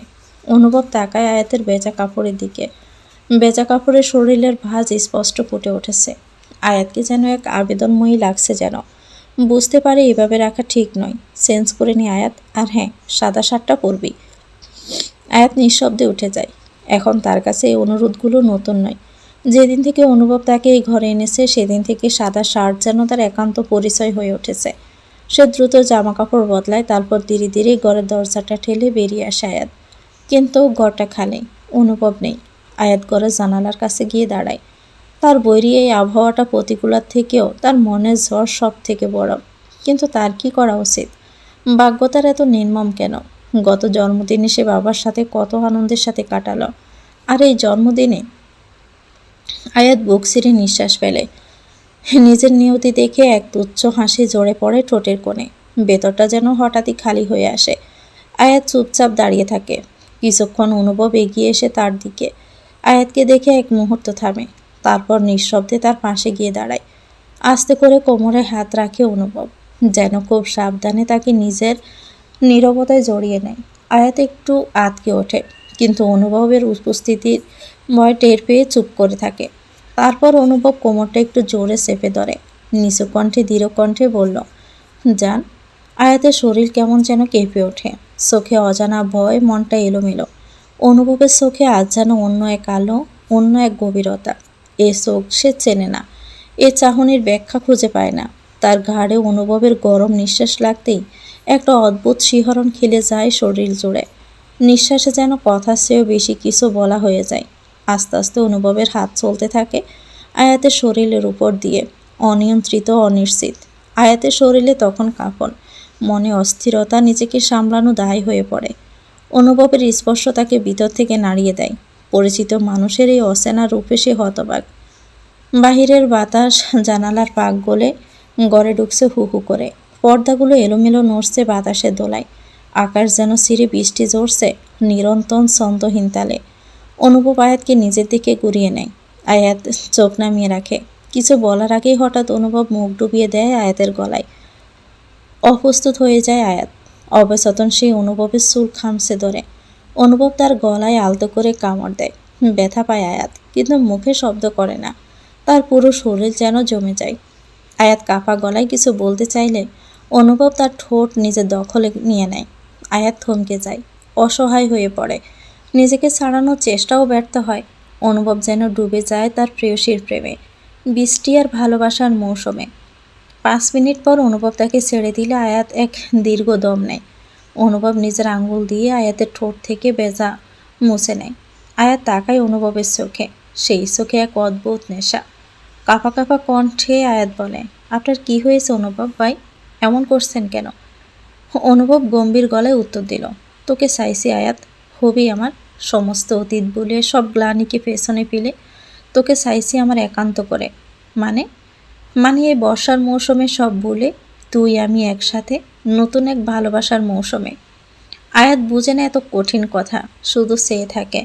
অনুভব আয়াতকে কোলে তুলে নেয় পাজাকোলা করে, ফিসফিস করে বলে, আজ আমায় বাধা দিস না জান, দোহাই লাগে, দিস না। আমি মরে যাচ্ছি কবে থেকেই, তার উপর তোর এসব পাগলামি। যাই হয়ে যাক, আজ আমায় অন্তত আটকাস না, ভয় করছে আমার। ডোন্ট বি সিক্রেট জান, you are my soul and hurting you would be like hurting my self. অনুভব আয়াতকে বিছানায় নিয়ে এসে শুইয়ে দেয়, তারপর নিজের গায়ের টি শার্টটা খুলে ঝুঁকে পড়ে আয়াতের দিকে। আয়াত ডোক গিলছে বারংবার। অনুভব আয়াতের শার্টে দুটো বোতাম খুলে দেয়। দুজনের নিঃশ্বাস ভারী হয়ে আসে। তারপর আয়াতের বক্ষ দেশে মুখ ডুবিয়ে দিয়ে বলে, আই উইল গ্র্যান্টেল বেবি। তারপর অনুভবের কণ্ঠে বেজে ওঠে এক সুরে লাগান। এক বরি আবহাওয়ায় উস্কে দিল এক প্রেম পিপাসুকে। এক নরনারীর গভীর উন্মাদনায় আশ্রে পড়ছে দেওয়াল জোড়ে। কতকাল পর আজ তাদের মিলনে আকাশ নেচে চলেছে। বর্ষার ভারী দাঁড়ায় মুছে যাক সকল অতীত, খুলে যাক নতুন পাতা। একে অপরকে জড়িয়ে থাকুক আজীবন। এই রাত্রিকে কেউ না জানুক, কেউ না বুঝুক, সাক্ষী থাকুক মেঘমালা। কাকভেজা ভোর 4টায় অনুভব আয়াতকে নিয়ে ওয়াশরুমে যায়। শাওয়ারের নিচে দাঁড়িয়ে ঝর্ণার পানি ছেড়ে দেয়। ক্ষতবিক্ষত দেহে পানি পড়তে আয়াত শিউরে ওঠে। গলায় গাড়ায় বিভিন্ন জায়গায় জ্বলে ওঠে। আয়াত ঠোঁট কামড়ে ধরে, চোখ মুখ খিসে রয়। অনুভব আয়াতের সেই ব্যথাতুর মুখের দিকে তাকায়। আয়াতের কানে আসতে করে করে বলে, তোকে ব্যথা দিয়েছি তাই না? তোর এমন পাগলামি আমারও সহ্য হচ্ছে না। সব সময় ভয়ে থাকি তোকে নিয়ে যান। আয়াত আদো আদো চোখে শুধু অনুভবের কথা শোনে। আয়াতের গায়ে থাকা সাদা শার্টটা ভিজে একাকার হয়ে গিয়েছে। আয়াতের শরীরের প্রতিটি ভাঁজ এখন স্পষ্টভাবে দেখা যাচ্ছে। অনুভব আয়াতকে পা থেকে মাথা অবধি সে নেশা ভরা চোখে স্ক্যান করে নেয়। অনুভব যেন আরও পাগল হয়ে যায় আয়াতকে এভাবে দেখে। 27 বছরের তাগড়া যুবক সে, বিয়ে 4 বছরেরও বেশি। তার উপর বউয়ের এমন রূপ দেখে যেন আরও পাগল হয়ে ওঠে। তার তৃষ্ণার্ত হৃদয় মাথা ছাড়া দিয়ে ওঠে। আয়াতকে দেওয়ালের সাথে চেপে ধরে। তারপর আয়াতের গোলাপি ঠোঁট জোড়ার দিকে এগিয়ে যায়। আয়াত বাধা দিতে চাইলে অনুভব যেন আজ সমস্ত বাধা অতিক্রম করছে। আজ যেন সে কোনো বাধা মানতে নারাজ। আয়াতের দুগাল চেপে ধরে আয়াতের অদরে নিজের অদর মিলিয়ে দেয়, তবে চোখ বন্ধ করে নেয়। অনুভব যেন আয়াতকে কাছে পায়নি। তার আরও চাই, খুব বেশি চাই, যতটা পেলে প্রতিটি স্পন্দনে অনুভূত হয়। 3 মিনিটের মধ্যে সে ছেড়ে দেয়। আয়াতকে নাক মুখ বন্ধ করে আছে দেখে ভারী কণ্ঠে বলে দম ছাড়ে, এত সহজ নয় জান, তোকে আমার এখনও আমার মতো করে পাওয়া হয়নি। আয়াতের শরীর মৃদু কাঁপে, গলায় যেন বন্ধ হয়ে আসছে তার, তবুও কষ্ট নিয়ে বলল, মানে? অনুভব সময় নষ্ট করল না, আয়াতের গলায় মুখ ডুবিয়ে দেয়। একদিকে শাওয়ার অন, আরেকদিকের অনুভবের উন্মাদনা, সব মিলিয়ে আয়াত আজ শেষ হয়ে গিয়েছে। আয়াত পারছে না সহ্য করতে, কিন্তু অনুভবকে থামাতেও পারে না। আয়াতের সমস্ত শরীরে অনুভবের অবাধ্য বিচরণ চলে। অনুভব আয়াতের শার্টটা পেট থেকে উপরে তুলে নেয়, মসৃণ পশা নিজের ঠান্ডা হাত চেপে ধরে। আয়াতের শরীর ক্ষণে ক্ষণে বিদ্যুতের মতো ঝটকা খায়। বেজা দুটি দেহ আজ এক আত্মা হয়ে গিয়েছে। অনুভব আয়াতকে বাথটবে নিয়ে যায়। বাথটবের পানিতে আয়াত অনুভব দেহে তলিয়ে আসে। অনুভব আয়াতের উপর ঝুঁকে আসে। আজ সে যেন নিজের এত বছরের জমানো ভালোবাসা আয়াতের মাঝে ঢেলে দিতে চায়, প্রচুর পরিমাণ চায়, আদরে আদরে ভরিয়ে দিতে চায়। নিজের অস্তিত্ব আয়াতের মাঝে মিলেমিশে একাকার করে দিতে চায়, যাতে আয়াতের সমস্ত জীবন জুড়ে অনুভব থাকে। অনুভব আয়াতের কাছে এসে বলে, লাভ বার্ড। আয়াত অনুভবের ডাকে সাড়া দেয়, 2 হাতে গলা জড়িয়ে ধরে সে। অনুভব স্লো কণ্ঠে বলে ওঠে। অনুভবের মুখের এমন গান শুনে আয়াতের সর্বাঙ্গ কেঁপে ওঠে। বয়ার্ত চোখে তাকায় অনুভবের চোখে। অনুভব তাকে চাইছে, আবারও চাইছে। আয়াতে ডোক গিলে বলে, কি? আমার তোকে পাওয়া হয়নি এখনো। আমার এত বছরের ভালোবাসা, তুই আমার সেই ভালোবাসা। যাকে আমি বহু বছর আগেই দিয়ে দিয়েছি সমস্ত হৃদয়। তুই আমার জীবনের সেই প্রথম ভালোবাসা, যাকে 10 বছরের বাচ্চা মেয়েকে দেখে আমার হৃদয়ে তোলপাড় শুরু হয়ে গিয়েছিল। তোকে একটু দেখার তৃষ্ণা মিটালে তোকে ভালোবাসার তৃষ্ণা আমার মিটবে না জান। তোর অজান্তেই তোকে আমি ভালোবেসেছি। তোর একটু ছোঁয়ার জন্য কত প্রহর গুনেছি। আমার বেহিসাবি সেই দিনগুলো একাকী কেটেছে। আয়াত চুপ মনে আয়াতের কথা, অনুভবের কথা শুনে। আয়াতের ঠোঁট দুটো তীর তীর করে কাঁপছে। অনুভব হাত দিয়ে আয়াতের চিবুক ধরে হাতের বুড়ো আঙুল দিয়ে আয়াতের ঠোঁট স্লাইড করতে করতে বলে, ওয়ান্স মোর জান প্লিজ। আয়াত ভয়ে নড়ে চড়ে উঠল। আগে থেকে অনুভবকে আরও বেশি ডেসপারেট রাখছে। অনুভবের ভিতরকার ভালোবাসা জ্বর যেন উথাল পাথাল ঢেউ খেলছে, যা আয়াতকে পুরোপুরি অতল সাগরে ডুবিয়ে দিতে চাইছে। আয়াত অস্পষ্ট করে বলে, নো নো, ডোন্ট মুভ। নড়ছিস কেন? মেরেছি তোকে? না। তাহলে আমায় বিরক্ত করিস না। আর একবার তোর মাঝে হারাতে চাই জান। মানুষটা কি নেশাদ্রব্য খেলে মাতাল হয়ে যায়, আর আমার একমাত্র নেশা তো তুই। তুই নামক নেশা আমার জীবনও আজীবনও কাটবে না। এই বলে অনুভব আয়াতের শার্টটার বোতামগুলো খুলে দিয়ে আয়াতের শরীরে ছোট ছোট চুম্বন দিয়ে ধরে। সে পুরোপুরি আয়াতে মত্ত হয়ে যায়। আয়াত চটপটি ওঠে। সে পারছে না আর। এত ভালোবাসায় সে একেবারে অভ্যস্ত নয়। অনুভব একটু গভীরে যেতে আয়াত গঙিয়ে ওঠে। আয়াতের গোঙানো শব্দ শুনে অনুভবের হুঁশ ফিরে। মাথা তুলে আয়াতের মুখের দিকে তাকিয়ে বলে, কষ্ট হচ্ছে জান? ওকে ওকে, ডোন্ট ক্রাই। তৎক্ষণাৎই অনুভব আয়াতকে উঁচু করে ধরে বাথটব থেকে নিচে নেমে আসে। আয়াতকে ফ্রেশ করে কোলে এনে বিছানায় শুইয়ে দেয়। তারপর নিজেও জামাকাপড় চেঞ্জ করে আসে। বৃষ্টিতে ভিজার কারণে আয়াতের গায়ে অবশ্য জ্বর জ্বর ভাব আসে। অনুভব আয়াতকে একটা নাফাও একটা ফিল খাইয়ে দেয়। শরীরে তার ব্যথা ধরে গিয়েছে। অনুভবের পাগলামতে আয়াত পুরোপুরি কাবু হয়ে গেছে। গলার দ্বারে অনেক কামড়ের দাগ স্পষ্ট ফুটে উঠেছে, যা পশা শরীরে আরও যেন বেশি উঠেছে। অনুভব নিজেও আয়াতের পাশে শুয়ে গায়ে কাঁথা মুড়ি দিয়ে আয়াতকে বুকে জড়িয়ে নেয়। আয়াতের কপালে ভালোবাসার পরশ এঁকে তারপর পিষপিষিয়ে বলে ওঠে, আমার সকল অসুখের কারণ তুমি। আমার ভালোবাসার সকল কষ্টের তৃপ্তি তুমি। ঘুমিয়ে পড়ো। এই দুনিয়ায় কেউ না থাকলেও আমি অনুভব শেখাছি। আয়াত অনুভবের বুকে গুটিসুটি মেরে শুয়ে পড়ে। শেখ ম্যানশনের ডাইনিং টেবিলে একা একা বসে আছেন ইব্রাহিম শেখ। তিনি বারবার ঘড়ির দিকে তাকাচ্ছেন। অফিসের জরুরি মিটিং আছে আজ। অনুভব এখনও নিচে নামেনি। তাছাড়া ঈশার বিয়ের আর মাত্র 4 দিন বাকি। আজ কিছু গুরুত্বপূর্ণ কথা বলার ছিল ছেলের সঙ্গে, কিন্তু ছেলে তো এখনও নিচেই আসলো না। ইব্রাহিম শেখের দোর্সের বাঁধ ভাঙতে শুরু করলো। বিরক্ত হয়ে তিনি ঈশাকে ডাক দিলেন। ঈশা। ঈশা দ্রুত বাবার ডাকে সাড়া দিয়ে এসে বলল, কিছু বলবে আব্বু? অনুভবকে ডাকো, বলো আমি ওর জন্য অপেক্ষা করছি। ঈশা মাথা নাড়িয়ে সিটির দিকে তাকিয়ে হাঁটতে শুরু করলো। সে সবে পৌঁছেছে তখনই অনুভব ধীরে ধীরে সিঁড়ি দিয়ে নিচে নেমে এলো। ঈশা বাইকে দেখে বলল, ভাইয়া আব্বু তোমায় নিচে ডাকছে। আচ্ছা, ছোট্ট জবাব দিল অনুভব। তারপর আর কোনো কথা না বাড়িয়ে নিচে নেমে এলো অনুভব বাবার সঙ্গে দেখা করতে। ঈশান নিচে নামলো না, সে সোজা নিজের ঘরের দিকে ছুটে গেল। অনুভব নেমে এসে ডাইনিং টেবিলে বসে পড়ল।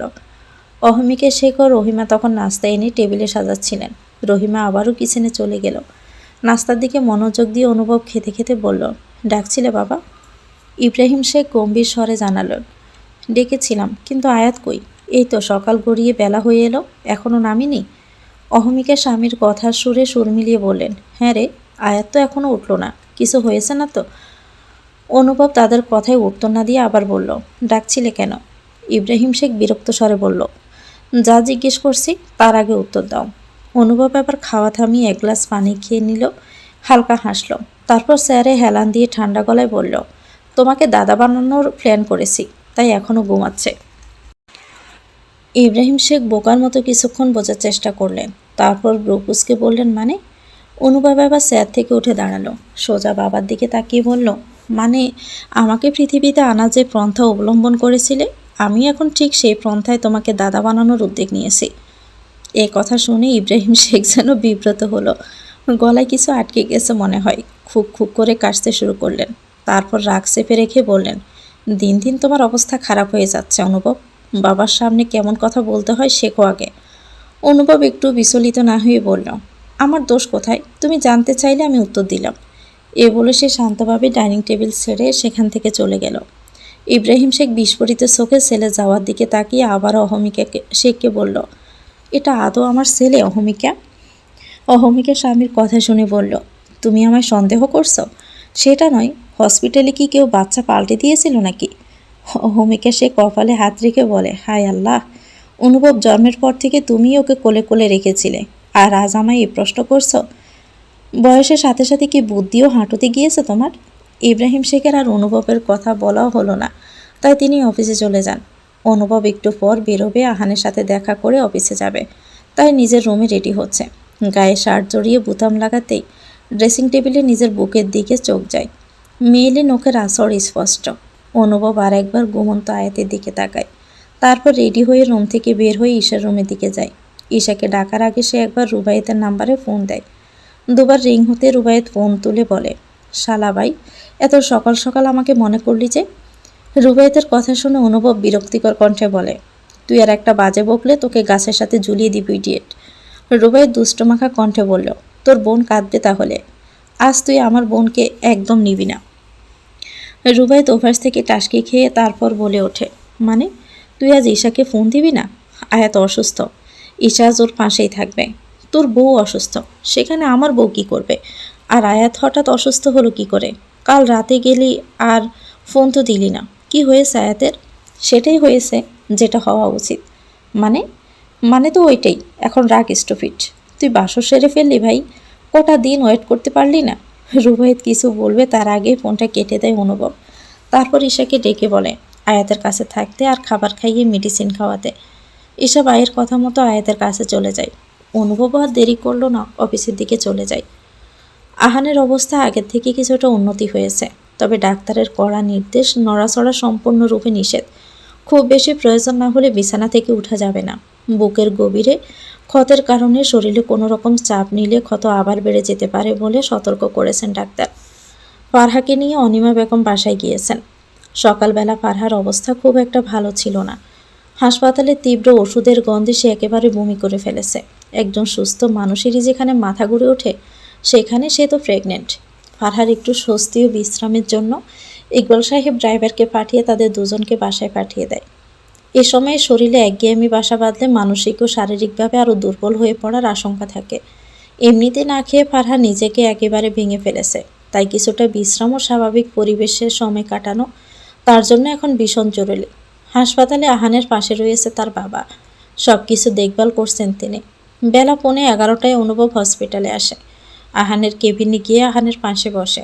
আহান তখন জেগেছিল। অনুভব আহানের এক হাত ধরে বলে, আহান, তুই যে আমায় বাঁচিয়ে নিজেকে কত বড় ঝুঁকির মাঝে ফেলেছিলি।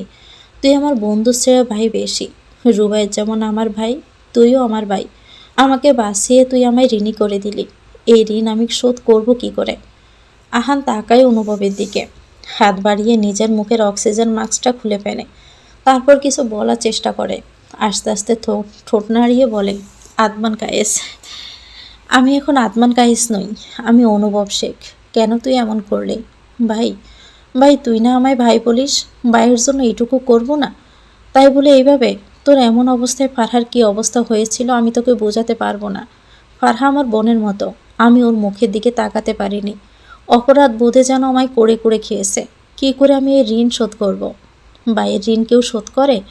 একবার সুস্থ হয়ে ওঠ, তোর ফিটে আমি যদি হকি স্টিকটা না ভাঙি। এর ওই মাঝে ফারহা অনিমা বেগমও কেবিনে আসেন। ইকবাল সাহেবের দিকে তাকিয়ে অনুভব বলে, আঙ্কেল, আমি ঈশা আর রুবায়েতের বিয়েটা পিছিয়ে দিতে চাই।